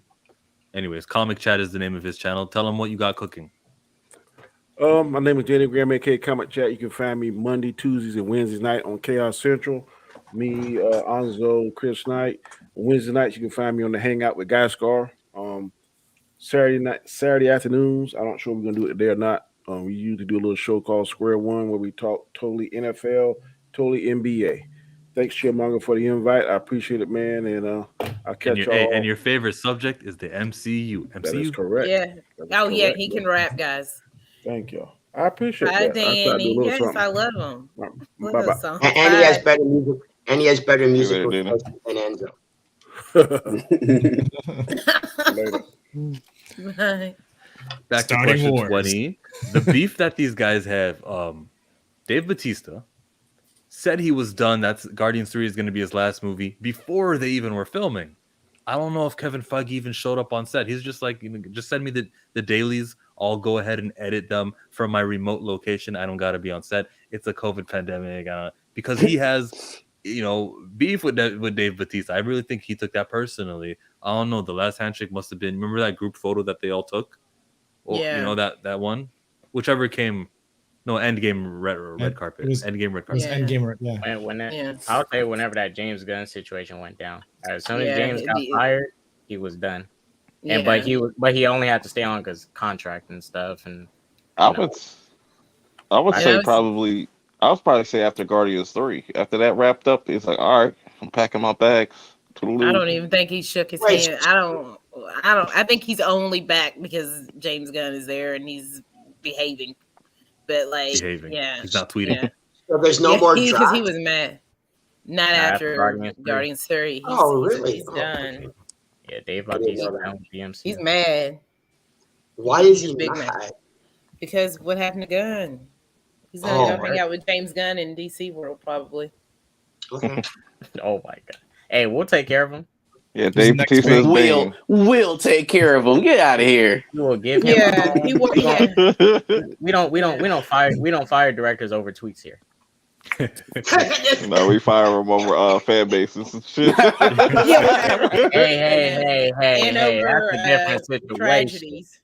That's a I was different about to say, and unforeseen You just fire actors over tweets. That's what you guys do. Shout out to Autumn. Yeah. Question number 20. When was the last handshake between Dave Bautista and Kevin Feige, Basco? I would have to say Endgame. Red Jaded fanboy? I don't know anything about the gripe. I didn't even know that he wasn't even going to be Drax anymore. So I don't even know the. Okay. My guess is the last handshake was when they first hired him, and Kevin Feige never shook his head again after that. That's not the That kind is of so people we are. That's False. not how my husband is. 21 Jaded How many fanboy. husbands do you have, actually? I have one, Kevin Feige. She has a whole harem. When the X-Men arrive, will it be too late? Yeah, all these men locked up in her freaking MCU prison. So we didn't just move on to the next question? Free them. When the X-Men arrive. Go ahead. No, you go ahead. I was going to say no, because I think when they fully flesh out mutants and X-Men in the MCU, we're going to see a pretty large cosmic shift. I don't think the universe that we're in right now makes it out of this phase. I don't think this current construction of the MCU makes it out of phase 4. I think there's too much, even with the multiverse, there's too many things to plug in to make fit. It's too much retconning to bring those characters over here and just make it make sense that, all right, well, they've been here all along, but they were in some other far-off universe, or they were in a different reality. That may be the case, but you got to break this one to make that a thing where all of them come together. So I don't think this current construction lasts. If they were going to try to make it in this current storyline that they're currently on, I do think it'd be a little too late, because how do you have X-Men or Illuminati without actual Tony Stark, or without a young Steve Rogers? You know what I'm saying? Those kind of things have to be corrected if you're going to restart the X-Men, at least Not you know, in really. my opinion. Not really. Look, you had the Avengers without an Ant-Man. Those guys were integral, and Wasp. Both of them were integral to the beginning, and they weren't there. So they've had shifted, you know, people who were in certain positions in certain movies. They were more integral than like Charles Xavier or Magneto were to the X-Men. How could those characters be around not at the same time as Tony Stark and Steve Rogers? I've just seen it done so much where a comic book thing was dismissed or swapped out for another purpose, like Planet Hulk and all that stuff that happened with Thor Ragnarok. Certain stories were always swapped. Let me think. Secret Invasion is something that's happening now, and they don't have all the characters for Secret Invasion, but we'll still get a Secret Invasion light. Well, Civil War was a comic book. We didn't have all the characters, but we got Civil War light in the movies. There's just enough, I think, where we don't need the X-Men. But as far as the question, will it be too late?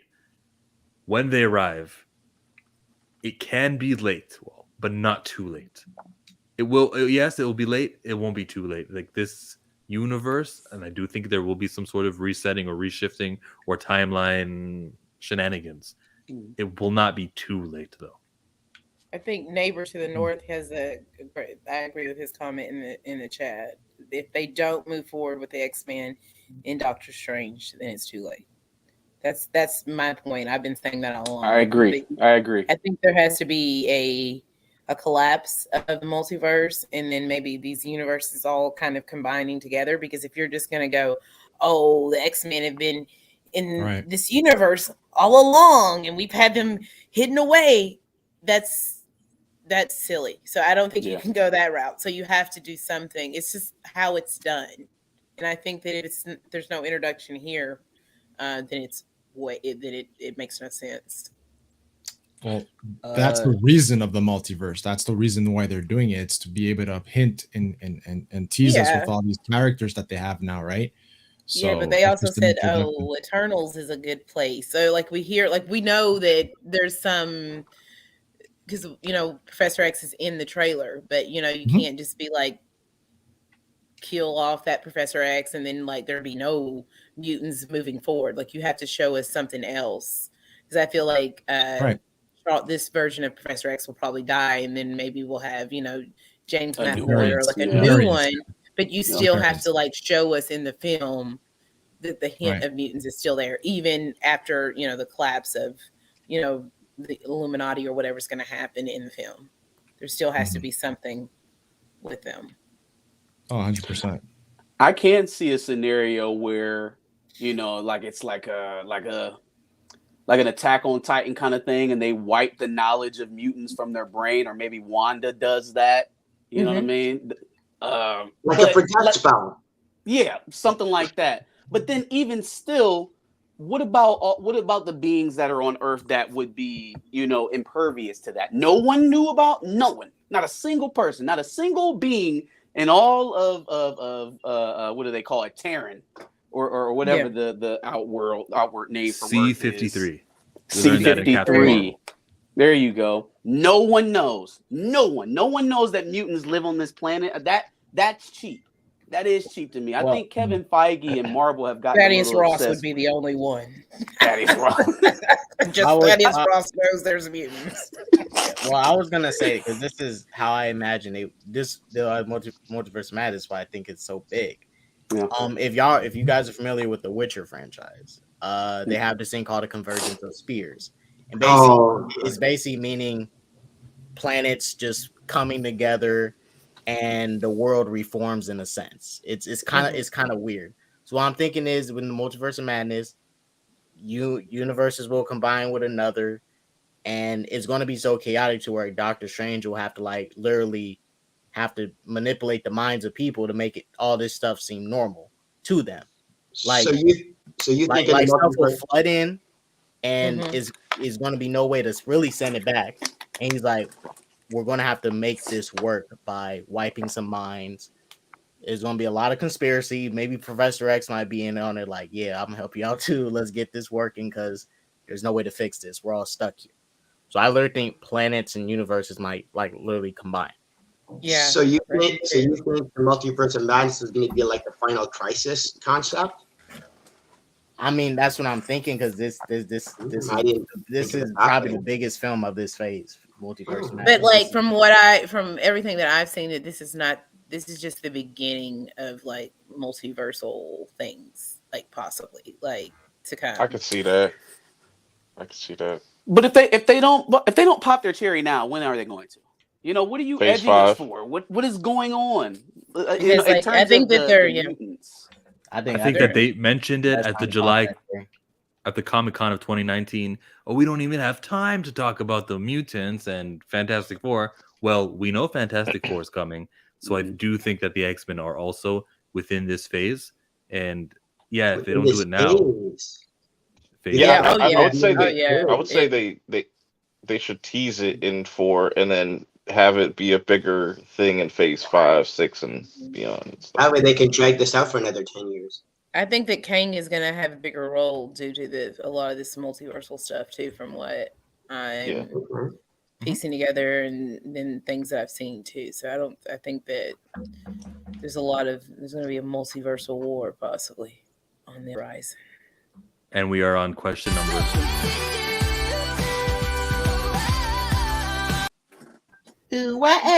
Will the Tinkerer ever?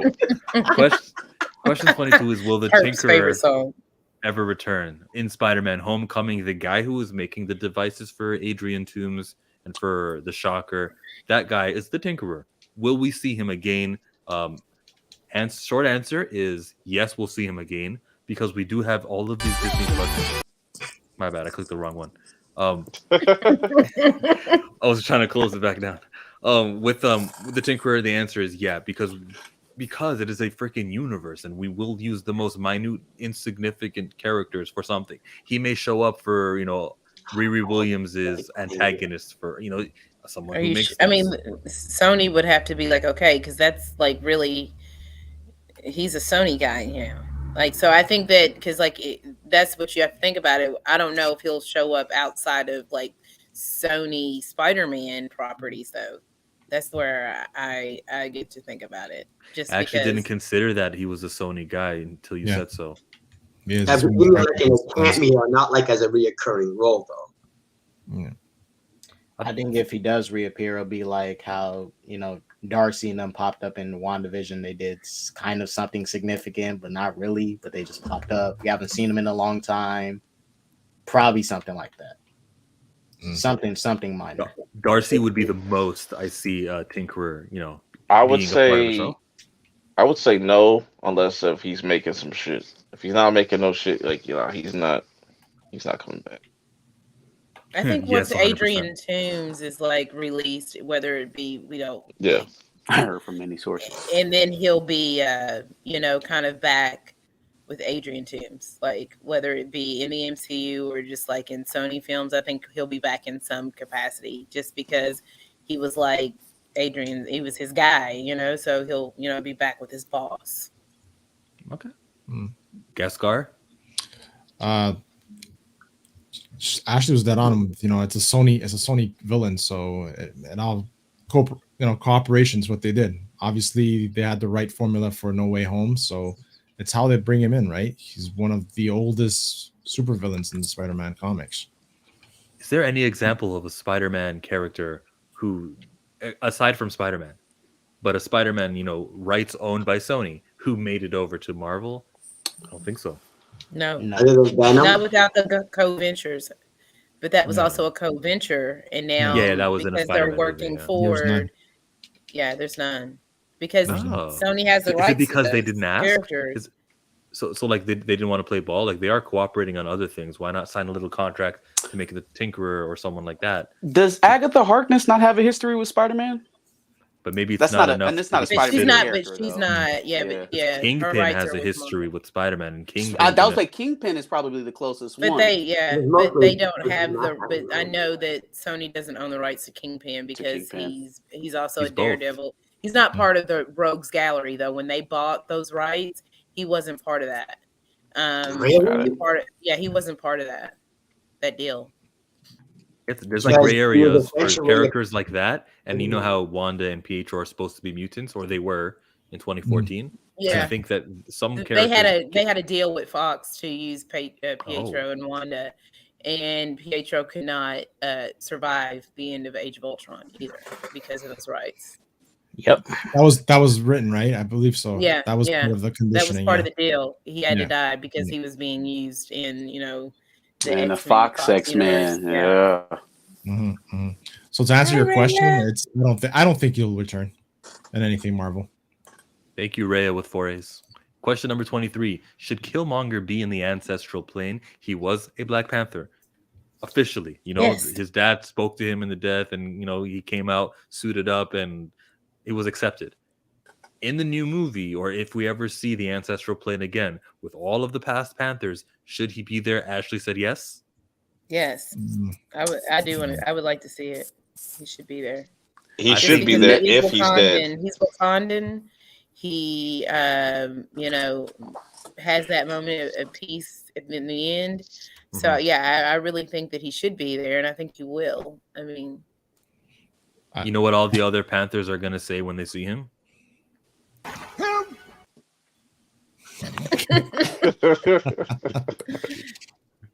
But isn't that like a place where honored people are buried?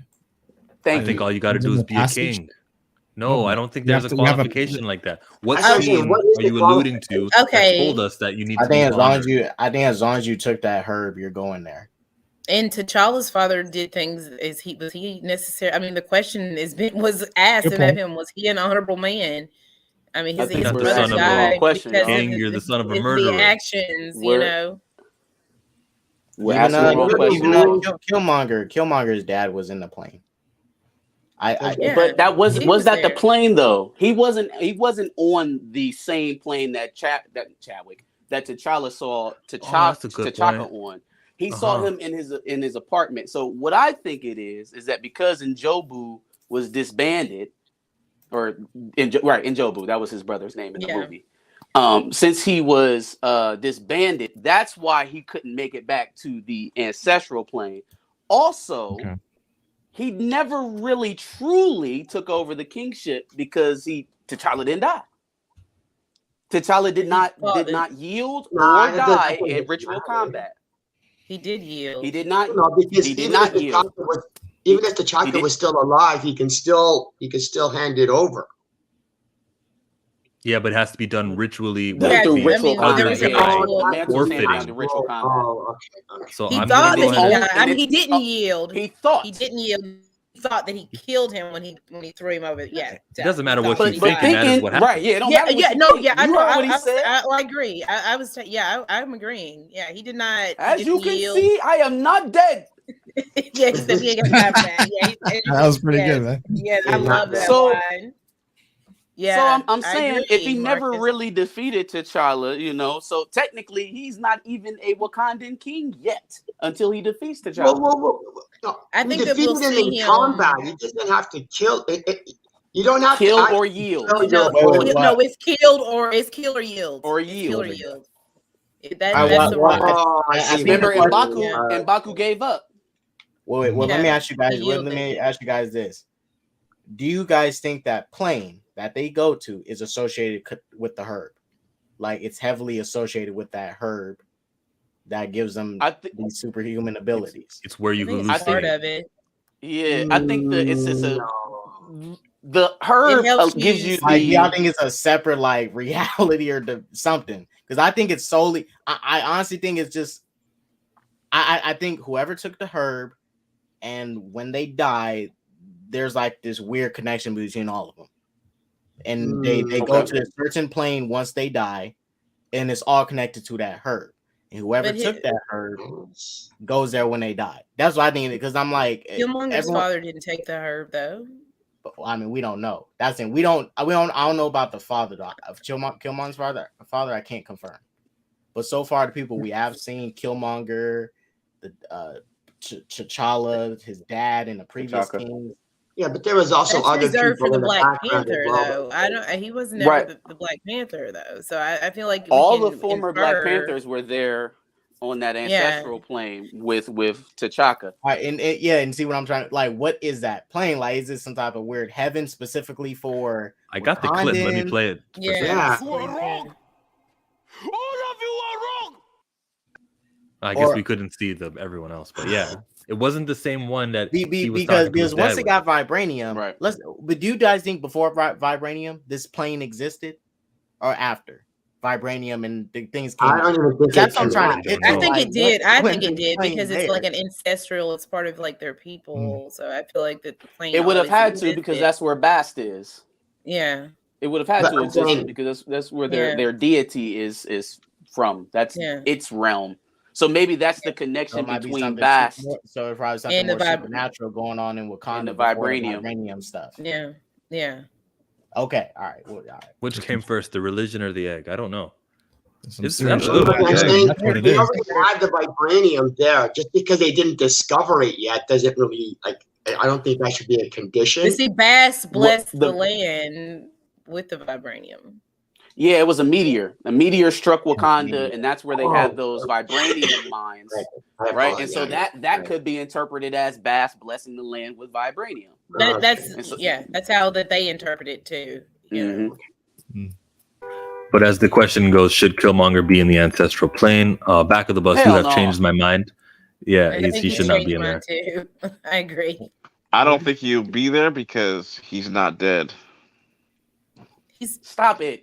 Hot take. He should be dead. Danny would love you right now, bro. Yeah, him and Elvis, they're not dead yet.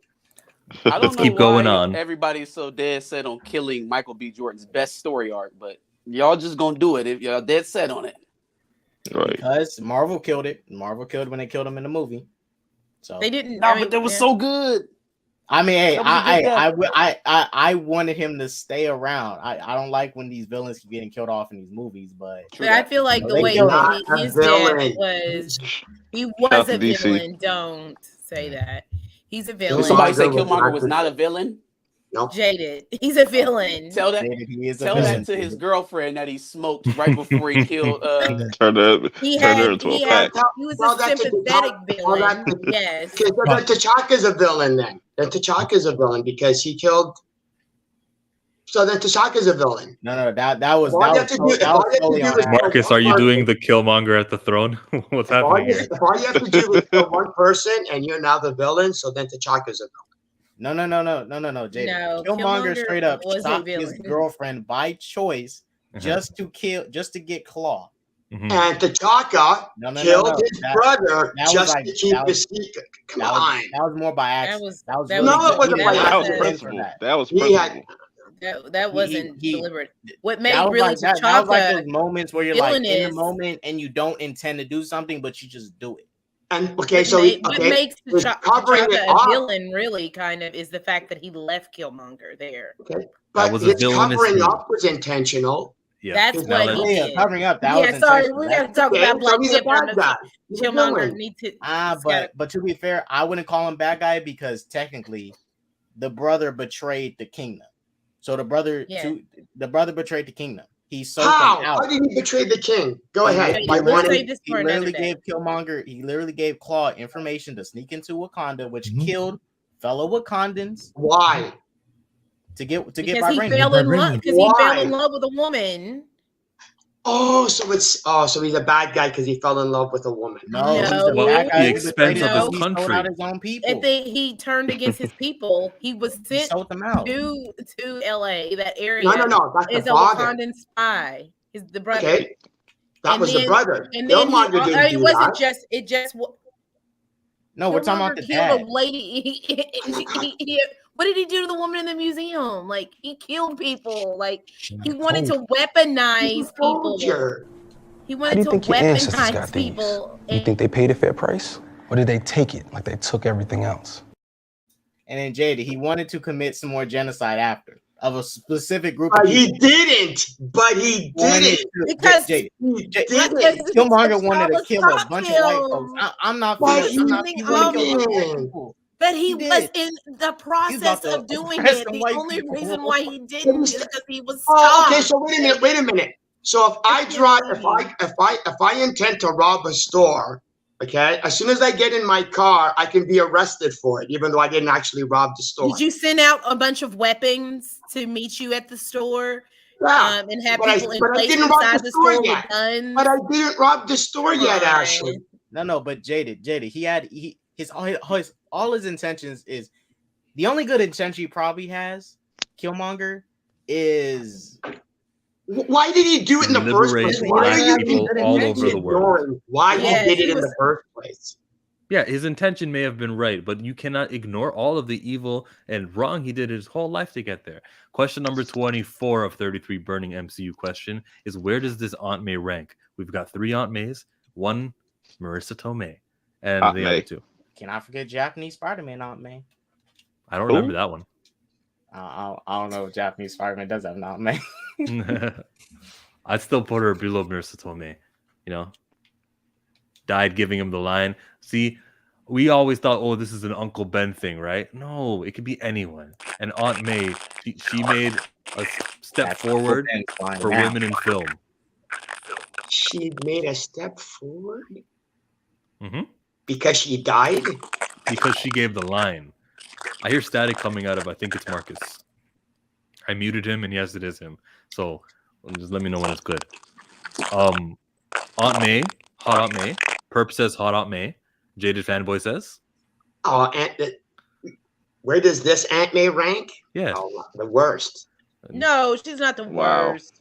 Oh, she's the worst. Gaskar, where you got Sally her? Field is. Oh, sorry. There's right answers and there's wrong answers. If you say we're that, all used to seeing the old Aunt May, right? So this was a different spin of having a younger Aunt May, which I think was pretty well done. And like you said, the fact that she was the one that said the words, was different, and I like that because we all knew when she said those words, that's it, she's gonna die, right? But no, I would have to say this one would be my first, and the second one would be what was her name? Sally Fields was the last, I believe her name. One in Amazing the one you were gonna say, Ashley? That you were gonna say Sally Fields was the best? I like Sally Field the best, and then Marissa, and then Rosemary. Yeah. But which one of the people are going to remember the most? Rosemary is the one that everybody remembers. Rosemary is the most memorable because it's trash Toby movies. Oh my god, Superman, you're a hater. Yeah. Everybody knows that this Aunt May was there just for cheesecake. She was just there for. She was a good Aunt May. She was a good Aunt May. Like she had a good connection with. I liked her connection with Peter, but I just like Sally Field because I liked her performance the best. And like she's in the worst Spider-Man movies, but I think she's the best in my opinion. Question 25. What are we expecting from Kang the Conqueror that's different from He Who Remains? Jonathan Majors is playing both of these characters. He played the one in Loki, who seems to have died from Sylvie's hand. In the new Ant-Man movie, we're getting, quote, Kang the Conqueror. How will he be different? I expect for him to not seem like he on some shit. That's what I was saying. That's what I was saying. I just want to be dark and menacing. That's all I want. To make him dark, menacing, have a chilling voice. I think he's I want to act like how I know he won't act like He Who Remains, but I don't want to see him doing all that jittery, fidgeting. Oh, I don't think he will. Yeah. Yeah, that's why I don't think, because it's a different version. Yeah. But since it is a different version, I'm okay with that version being like that. But Kang the Conqueror, he needs to be like stone cold, serious. Like you handle him like you would handle Thanos. Carry him the way Thanos, how Thanos carried himself. That's how I want to see him presented. I think he's still going to be all knowing, kind of like He Who Remains, and of course he's going to be hyper intelligent because Kang the Conqueror is, but he's going to be a lot more brutal, a lot more intense, and exactly. Like as He Who Remains was kind of like this quirky, like I've been by myself, like animated guy, who was like the lesser of his counterparts. But Kang is going to be, he needs to be a brutal, just sinister guy. Which he's got to kill an Avenger like off rip. Like no excuses, no like say kill somebody, kill a guardian, kill a kill somebody off rip just to establish like this dude doesn't play around. Like in Ant-Man, he should kill somebody. Kill Wasp right off rip. Don't even don't hesitate. Don't kill her. Maybe they will kill her. That would be pretty. Or kill like Hank Pym. Just kill Hank Pym right in front. Like do some Walking Dead shit. Like have him on his knees, do like Herschel and just like yeah. No, Hope maybe Van Dyne he's older. Great. Yeah, but I Hope Van Dyne. I mean, she's. I think after Carrie Fisher, we learned she can go. She just came back. We know that it hurts. It could be it could hurt a studio if their old ass actors die. From real life things. Carrie Fisher, she wasn't even that old. Douglas is not that old. He's not dying. He's in the 70s. Anyone can go in their 70s. I think he's the guy who goes. I think in Ant-Man 3 that might be. It might be him. Yeah, it really might be him. Hank Pym might die. Yeah, I'm expecting this Kang. With him. I think Kang will use the same kind of vanishing moves he did in the elevator, except he'll use it to kill. Unlike He Who Remains, who was just trying to joke around with everybody. Yeah, I agree. See, I assumed the Kang that the Kang that they were going to have was one of the other multiverse or the other ones. I didn't think it was going to be that same character, like the same actor. Yeah, he's playing all versions. Yeah, so I'm saying I assumed he would, because I mean, why would he? He's not He Who Remains. He's not He Who Remains. He's just right. Because I'm saying, why would He Who Remains want to be the bad guy? He doesn't really care. No, he did care. That's why he formed the TVA. No, I mean about wanting to be a bad guy or wanting to take over. Yeah, he's dead anyway. It's gonna be Kang. We're gonna see Kang. We're gonna actually see Kang. Variant. And yeah, I'm assuming it's gonna be a different Kang in the first place, though. Yeah, He's saying how will he be different? Yeah. Oh, how will he be? That's what we were asking. Oh, I'm sorry. I thought the question was how will he be different as Kang the Conqueror? No, how will he be different from? It's gonna be sinister. Mm-hmm. Yeah, you gotta make him scary. Like make him scary. Like make sure he has a blue mask too. Blue man group. Yeah. Apparently he will. I think it's gonna be it's gonna be the same, almost comic accurate. And it's a movie that's gonna go to China, so mask it up. Hey, somebody got real quick. I have to make a comment on that. Did you guys see the Batman poster? Where's Commissioner Gordon? I did. Right. Oh God! Did you see the Japanese? What? One? No, I didn't. Did you see the Japanese one? They got Jim Gordon and Catwoman on it. Shouts out to the Japanese. Hey, Catwoman is like barely dark enough. Like you put the red lighting on it. They got Jim Gordon on the Japanese one. It's just China that's racist. It's because they like Lenny Kravitz, man. That's why they play Lenny Kravitz in China. That's why it's all good. Question 26 of 33 Burning MCU Questions. Does that Taulo dragon speak? We never got a chance to hear it speak. No, I don't think it does. It would have been useful in a fight to communicate to everybody. So unless like he speaks but a little fire comes out or something like that, I'm going to say no, the dragon does not speak. I think it probably communicates. You speak telepathically to Shang-Chi though? Yeah. No. We don't know if they spoke, but I meant telepathically, like he talked to him telepathically. Yeah, that's what I'm saying. They probably did, but we couldn't tell if they was or not. Like I seen when it's in the water, I think they established some connection because it seemed like they all knew what to do. Like especially at the end when they killed the monster, it's like they all somehow just knew what the plan was. So I think it was all done through telepathy. Yeah. Okay, telepathy, but not speaking. No. Jaded says no. K-Dot says no. No.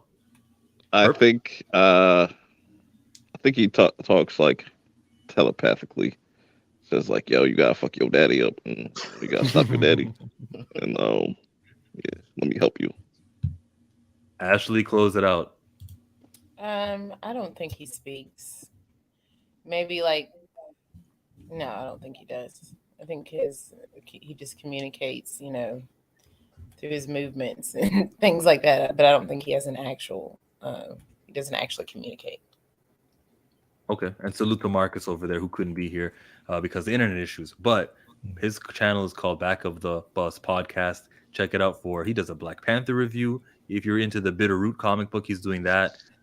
Just basically anything pop culture related. They were just talking about Giannis Antetokounmpo and how The basketball players of this generation are way better than the past generation, which I would agree for the most part. Yeah. They also talk about like Power and Snowfall and Bel Air. So definitely check. Oh, cool. Yeah. So I had Josh on last week from the podcast. I had Marcus on this week from the podcast. And I think I'll get you guys on next time for Attack on Titan if you're free.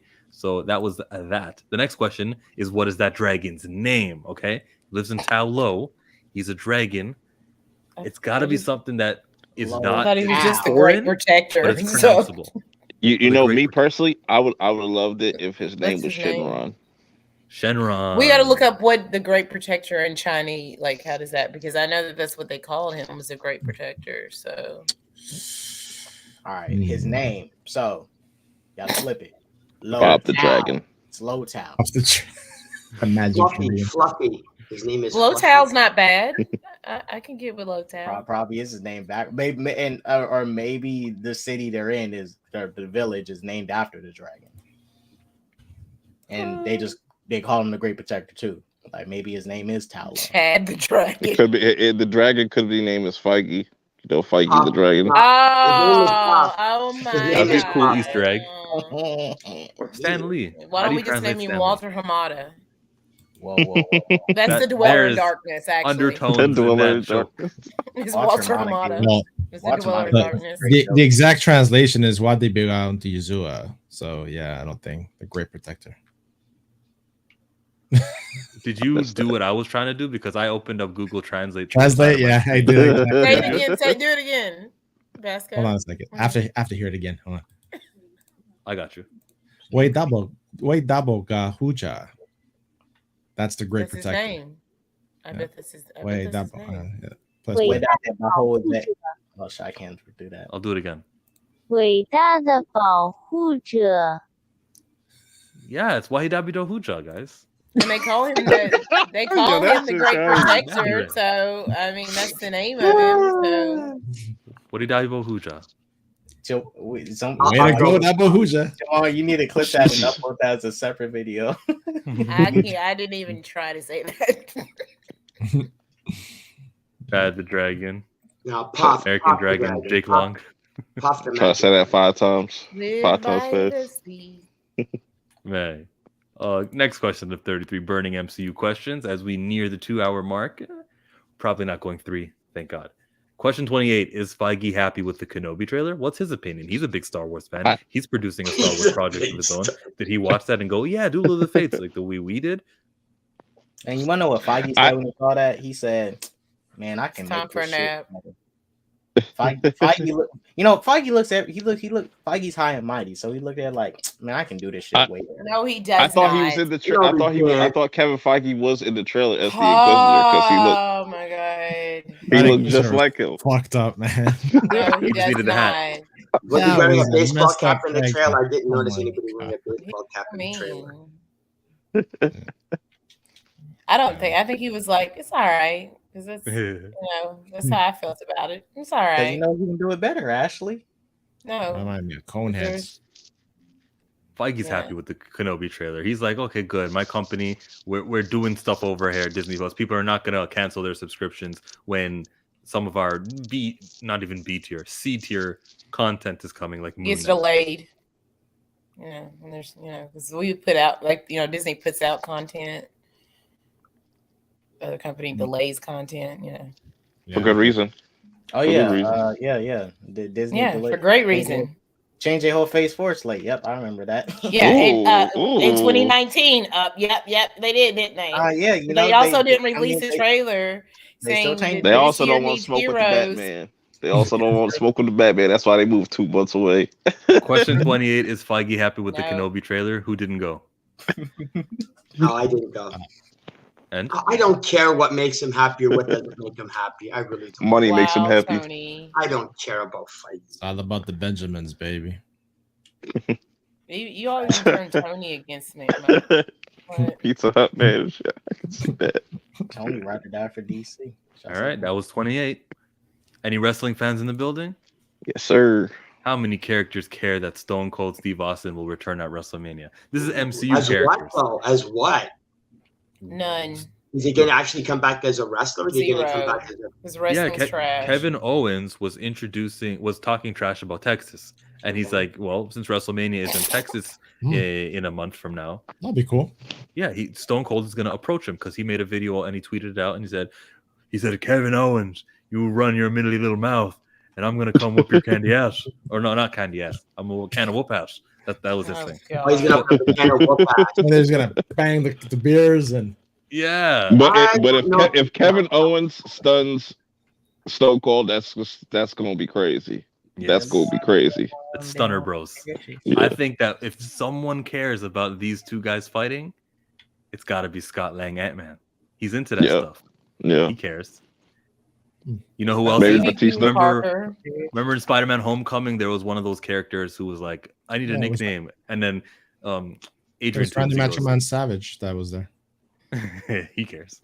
And then he's like, this isn't pro wrestling. You guys don't need nicknames. Like that character, that villain, he definitely cares about watching Stone Cold on WrestleMania.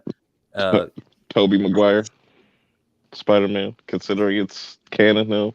That's his thing. Yeah. He's a character. Definitely he showed up for a cup of tea in the MCU. Another character from like Tony Stark as an entertaining kind of guy. He would care if he was still with us. Can't make it, unfortunately. Actually, that's not true. No. Avengers Endgame happens in 2023, right? He cares. Okay. The Collector. Or Grandmaster. Grandmaster. Yeah, he cares. That's a character who definitely is like, check out what's happening on C53. See what's happening with Vince McMahon. I love that guy. Yep, he cares definitely what's happening with Stone Cold. Any Texas people in the MCU? Texas. No Texas representation. Oh, thank not that it's been established. I mean, we don't really know if Hawkeye is Texan or we don't know. No, we don't know if Hawkeye's Texan. Maybe there's a big crazy ice storm and they don't know how to like in the pipes burst. Maybe they could do that type of story. Is that a shot at Rocket Raccoon? Rocket Raccoon. Can you try to bet on it? Like, you know. Yeah. Korg and Meek, they're over there watching it. Yep. The best characters of all the Thor movies and stuff. Like, they're the best ones. Yeah. I like that question. Throwing in the shade of Texas. Question number 30 of 33 Burning Shout out MCU to Questions. Tacos, though. What's happening? He was singing a Texas song, and I said, "Shout out to Fuzzy's Tacos," because they're in Texas, and that place is cool. Wow. Okay. I'm hungry for tacos. Thank you. Question 30 of 33 MCU questions. He burned the Garden of the Heart-Shaped Egg. Well, of course he did. That's what he was trained to do. His unit used to work with the CIA to destabilize foreign countries. They would always strike at transitions of power, like an election year or the death of a monarch. You got control of government, the military. Right.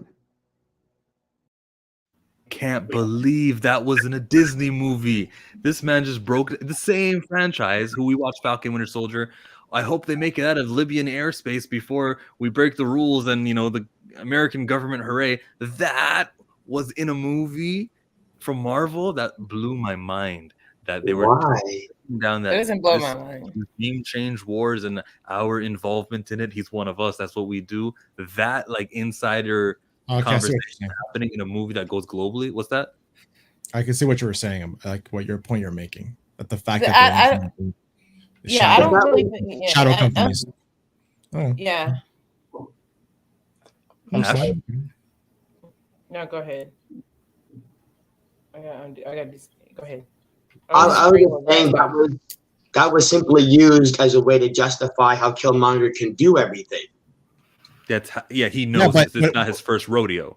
Yeah, it's to establish, well, how I can, for the audience, it would be like, well, how is Killmonger so good at this? And that was just a little mini exposition dump to explain how he's able to do all this. Yeah, but the point is the fact that he's the product of the same government he's trying to overthrow now, right? He was an American soldier, trained special forces, now gone rogue and using everything he was training on his skills to do evil, right? The fact that they brought that out. Mm-hmm. And they badmouthed America, literally. But Disney doesn't shy away from doing that. I think that type of stuff is not something I'm not surprised by. It's anything that's overly sexual. that I would be shocked by or anything, you know, that's the stuff you're like, that's not Disney. But for them to like speak about, you know, something from a political standpoint or things that the government does, I'm not surprised. You mean the same company that released Song of the South? That company? That's what we're supposed to be shocked by? So, yeah, I mean, good point, but also that was such a long time ago where things are more acceptable at the time of the release of that. But maybe I'm flipping out. I feel like I'm the only guy who kind of, you know, took that one. Did Perp go? Did you have any take on that? No, I got no say. K-Dot? I mean, that's cool. Who's your best actor in Endgame, K-Dot? Best actor in Endgame? Jeremy Renner was killing it, man. I got to give it. It's between Jeremy, Chris Evans.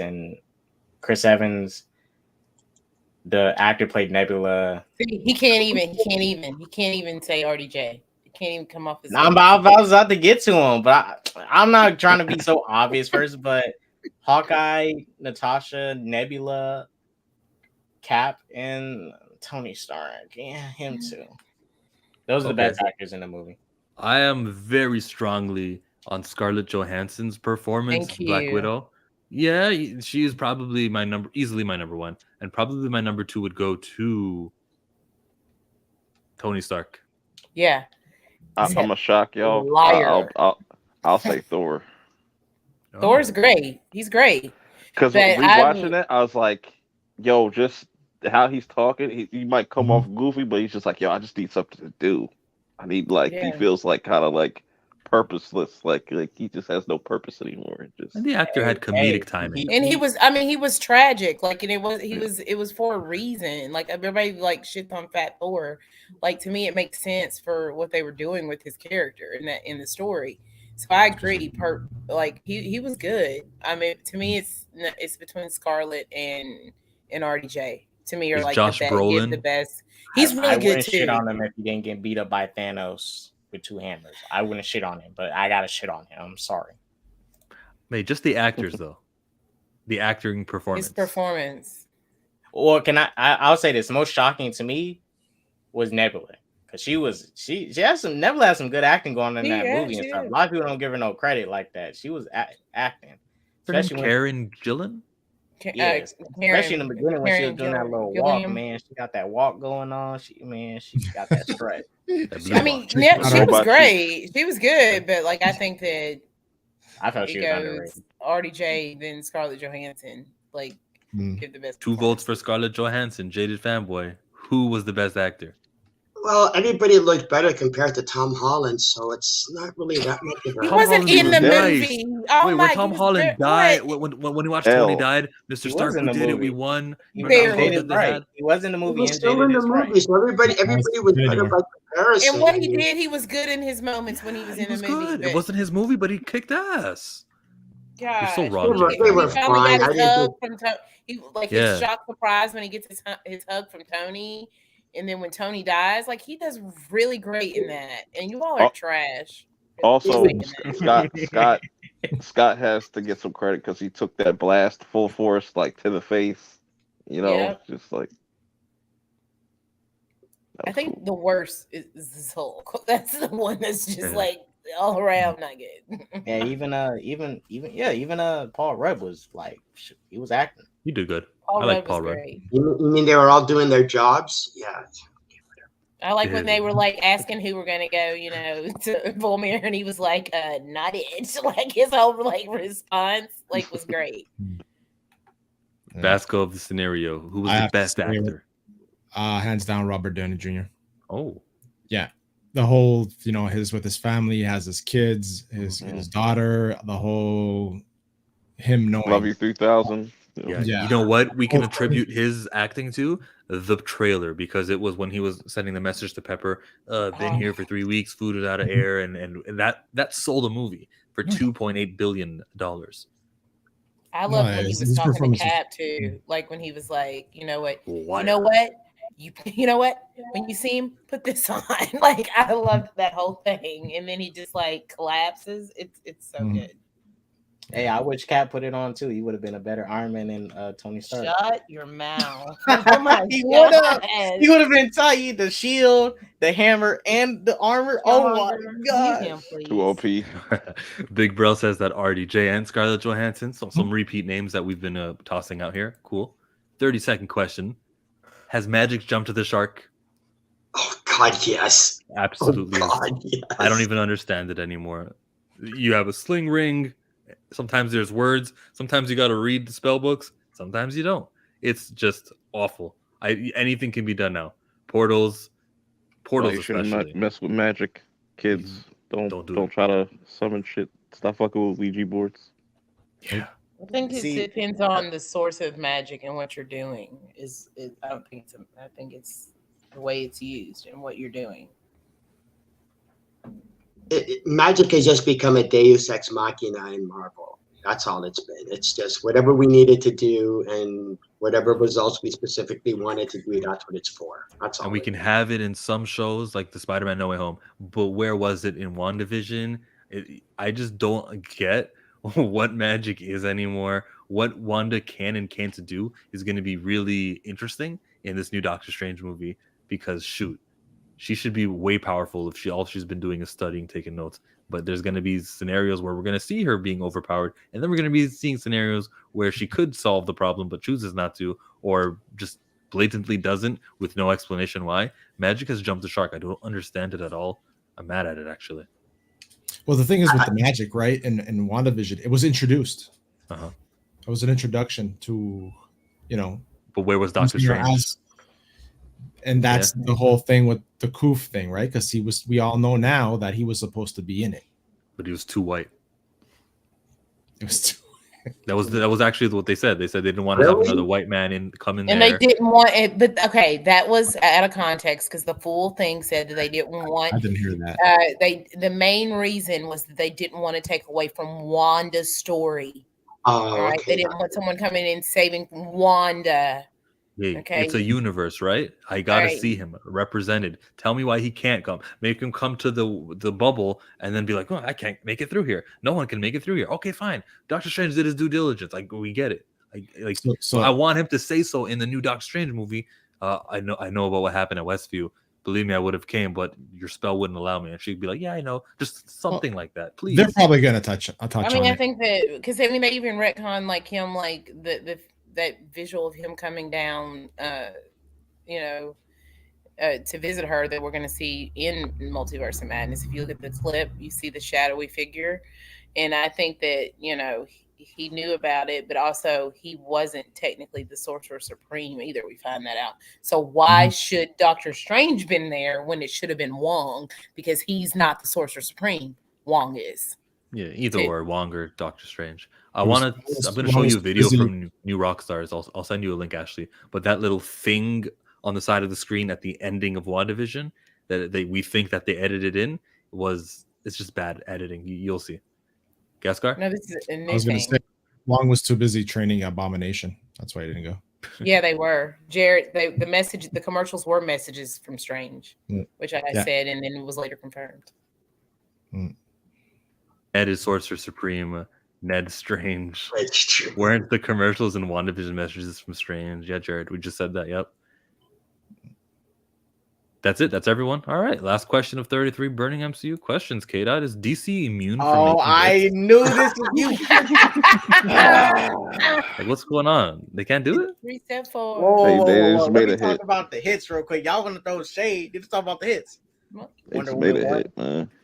It's going to be real- a short last. The real question of 33 Burning Questions. They make polarizing hits. I was hoping Marcus would still be in here because he's the Black Panther guy.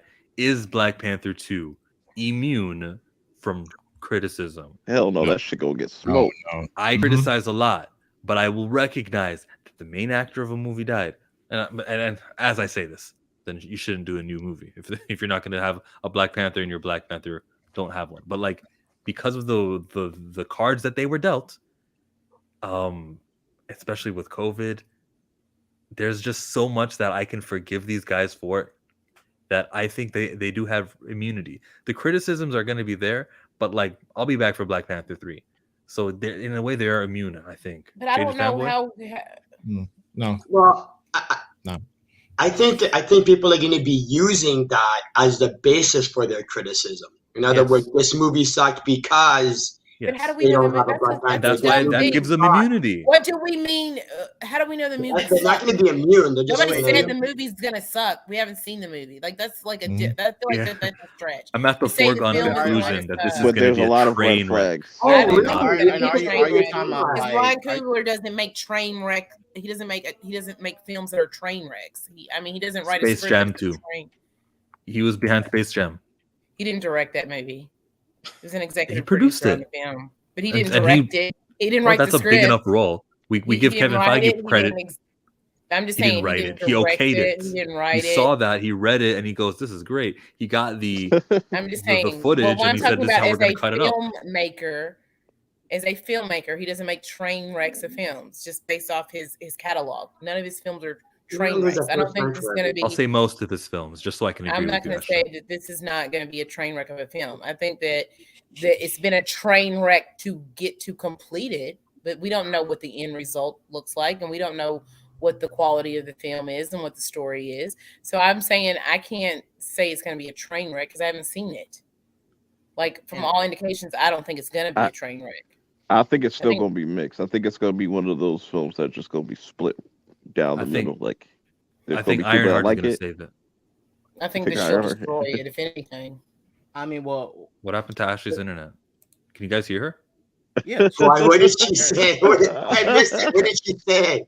I was gonna say this because I think, well, the way this is how I'm looking at it, because since Chadwick Boseman did pass away, I feel like people are gonna be easier with the criticisms and not really be as honest as they want to be. Because I look at it like this, when Zack Snyder Justice came out, and it was all this, they connect. It was his daughter's death was a part of it. I really feel like people are going to go easy on the criticism because this is a different type of scenario. Because when Zack Snyder Justice came out, people didn't harshly critique it like they did because they liked it. It was overall well received. How many people don't actually know? I mean, I'm sorry. If people don't like a film, they're gonna be like, it's not good. Like, no. But I'm talking about like prior to that, people was just going in on this man. But when Zack Snyder Justice came out, even the critics who was trashing Zack went easy on him. They was like, because they enjoyed the movie. They didn't stop him from criticizing him during his family tragedy and giving him crap for Justice League. Even during his family tragedy, people were still trashing his movies and stuff. Exactly. That's what I'm saying. Your point to me is not valid because I feel like if people over this film is not a good film, people are not going to be like, I think they'll use the excuse this suffered because Chadwick Boseman wasn't in it and it's a shame. Or they'll be like, the fact that they didn't capitalize and bring in a new Black Panther is a shame. But I think that they have good people in the cast, so I don't think it's going to be a horrible film anyway. Because Lupita Nyong'o is in the movie, Winston Duke is in the movie, so I don't think it's going to be a train wreck of a film anyway. I think it's not compared to the first one, but I think if the critics don't like it, they're going to say it. They might say it in a nicer way, but they'll still be like, "This is not good." I don't think it's going to be. I don't think it's going to be a train wreck. But I imagine, I imagine we won't get those certain group of people saying Black Panther was overrated. Till and Ashley know who I'm talking about. Remember those specific YouTubers? Yeah. Black Panther. Can we not trash YouTubers right now? Can we keep it YouTuber neutral so that everyone? No. I'm not finna say names, but you know who I'm talking about. Okay. But when we saw those videos, Black Panther 1 was overrated. Yeah. Those people looked very similar. I don't think for this movie we may get those type of criticisms. I think people are going to kind of go easy with this movie. No. It is a tragedy surrounded around things. I see it as if this movie, nobody badly critiquing this movie like that. If this movie gets a mild reception from unless people absolutely love it, if this movie gets a mild reception, people are gonna, the YouTubers and stuff like that, they're all gonna go, oh, the reason it didn't do so well is because they didn't have Chadwick Boseman. This didn't do so well because of all of this. That's why it's immune. All of that to jump That's not on immunity. They're gonna like criticize it, and it's they're gonna go. And then you end the criticism with, yeah, that's why there was no Black Panther. They probably should recast. Or well, what fanboy is saying here? Yeah, that's it. That could be a good story. There could be an interesting story about Atlantis and versus Wakanda. Maybe it even happens in that 5 years between the blip period, and maybe that line that Okoye says, "There's an underground earthquake, we handle it by not handling it." Maybe it's because Wakanda is in the middle of a war while not admitting it to the rest of the Avengers. And it could be possible that the whole movie takes place there. That's why T'Challa isn't there, and it's not like they killed him. That's silly. I don't think they're gonna do that either, because they saw going back. What is it with Black Widow? What purpose does it serve us to go back in time and to tell a story that has no bigger implications? I don't see that happening. I think that this is after, Namor comes in, T'Challa dies as a result of that, and that little line was just like a hint. It was though. It was that little line. The writers who made it, they're like, we didn't think anything was gonna come of it, but if something does, awesome. It was Marcus and McFeely. They were the guys.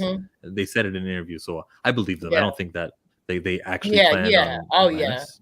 I think that they're now building on that, because even at that time, the acquisition wasn't even complete with Fox, really. I mean, it was just they shot Infinity War and Endgame back to back, so it wasn't like they had the access to Namor to even set that up, at that time. But now they're like, now that they have this, they're going to use that, obviously. And I just think in general for this film, there's gonna be a lot of gatekeeping with criticism.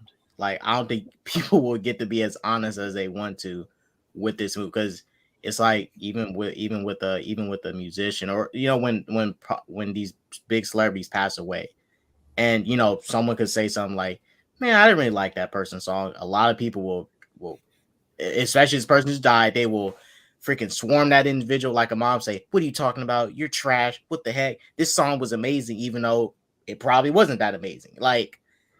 Or they never heard the song in the first place. So you're saying Heath Ledger winning an Academy Award for Dark Knight because he died. That's what racist is saying. He won it because he died. That's what you're saying right now. No. I feel that's what you're saying. Come at him, Basco. Come at him about that. No. But that's what you're saying. That's exactly what you're saying. You're saying because something tragic happened, it excuses you and allows you. I'm not to talking about that. No. I'm talking about with how fans look like. If you try to, let's say Bosco comes out with a review of The Dark Knight when it came out, and he said, "I didn't really like this movie. Heath Ledger, he was okay, all that stuff." Most of the time when these situations do happen, there's gonna be a bunch of Heath Ledger fans come out to us saying, "Man, freak this review. This review is trash. I don't know what the heck you're talking about. Heath Ledger is an amazing actor." Blah blah blah blah blah. Like they will downplay his criticism, even though he doesn't mean anything ill, but he's just giving his honest criticism of this film. That's what I'm talking about. Yeah, I think the fans might have more excuses for it than the actual people critiquing it as in their job to do. Right, because that's the biggest thing I'm worried about. They're already shill, yeah. Yeah, that's the biggest thing I'm worried about, because in these situations and stuff, because people can't really be honest about stuff when these situations happen, because that death does kind of protect it from people being as honest as they want to be. But you see, the fact that we lost Chadwick does not excuse the film creators and the writers from providing a great story. That is true. The mistake that happened was that they right away, when he died, out of respect to him, they said, "We're not recasting." For me, that was a knee jerk reaction and not a smart reaction to do, and sense of proceeding with the storyline. The family has come out multiple times and said that they have no issues of using his likeness. I only heard the brother of Chadwick Boseman, Derek Boseman, say so. Yeah, I don't know what his wife said. Yeah, I don't think she has spoken on it. I don't think she'll ever care enough. Yeah. But I don't know if she would want that to use his likeness. Technically, they don't even. I don't even think that they have to even ask the family to CGI it, because it's already signed contract with. He was already signed for that contract of that movie, I believe. So he was already under, and the family would have gone. The family would have gone paid. But hear me out. You don't want to do the movie, and you don't want the family while the movie's on screen making the rounds, doing interview I'm not after saying, interview. I'm not saying have him for the whole movie. I'm not saying have him for the whole movie, but they should have had him enough in order to create why he's no longer there. And I think that because right now, do that because they do I'm digitally curious. scan everyone. They do digitally scan everyone. But I don't want to see him. I'm curious. But I'm curious to see. I'm curious to see how they're gonna write this in, and if they do it justice by writing it in. One way to put it. If they do it justice the way they're gonna make sense of all this, my hat goes off to them, because Cooler has a complicated tax to do this right now, and already they stopped shoots because of Shuri got injured. Because of vaccine mandates, they had to stop so many times. So you know what? It doesn't immune them. It doesn't, because it goes down to the producers and the writers to provide a story, and criticism is going to come either way, no matter what we say, immune or not immune, or carte blanche or whatever you want to call it. Immunocompromised. Yeah, exactly. Compromised. Exactly. Maybe you should get a booster. I don't know, but no, it's still gonna be attacked no matter what, and it goes for the writers to provide a great story and see how they're gonna do it. You see how I love how the 33rd question is always like a serious, good topic. Because you made it a serious one. You set this up. But I love how you guys also receive it as a serious one, and we get like good ass conversation coming out of it. Yeah. Appreciate you for being here, SSJK.Sanctum with the apostrophe S. Thank you. Tell them what's cooking over on your channel. I mean, what's cooking on my channel? We got that DC stuff, live that DC life. We live, pray, and eat DC. Walter Mata will be guest appearing on my channel. Wish. Walter Mata, please come on my channel. Walter Mata and his DC bombs that don't make 100. It makes $525,600 million. More slander, yay! Yeah. You know what WB stands for? Batman Walter Bombs. Was that perp? I said the Batman is the blueprint for all comic book movies going forward. No, what's happening on your channel, Perp Minded? I thought every Batman movie was the blueprint for every other. No, this is the blueprint. This is what all comic book movies should aspire to be.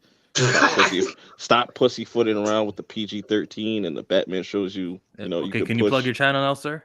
Yes, Perp Minded. You know what I'm saying? What I got going? Power Book 4, Episode 6 review coming tonight.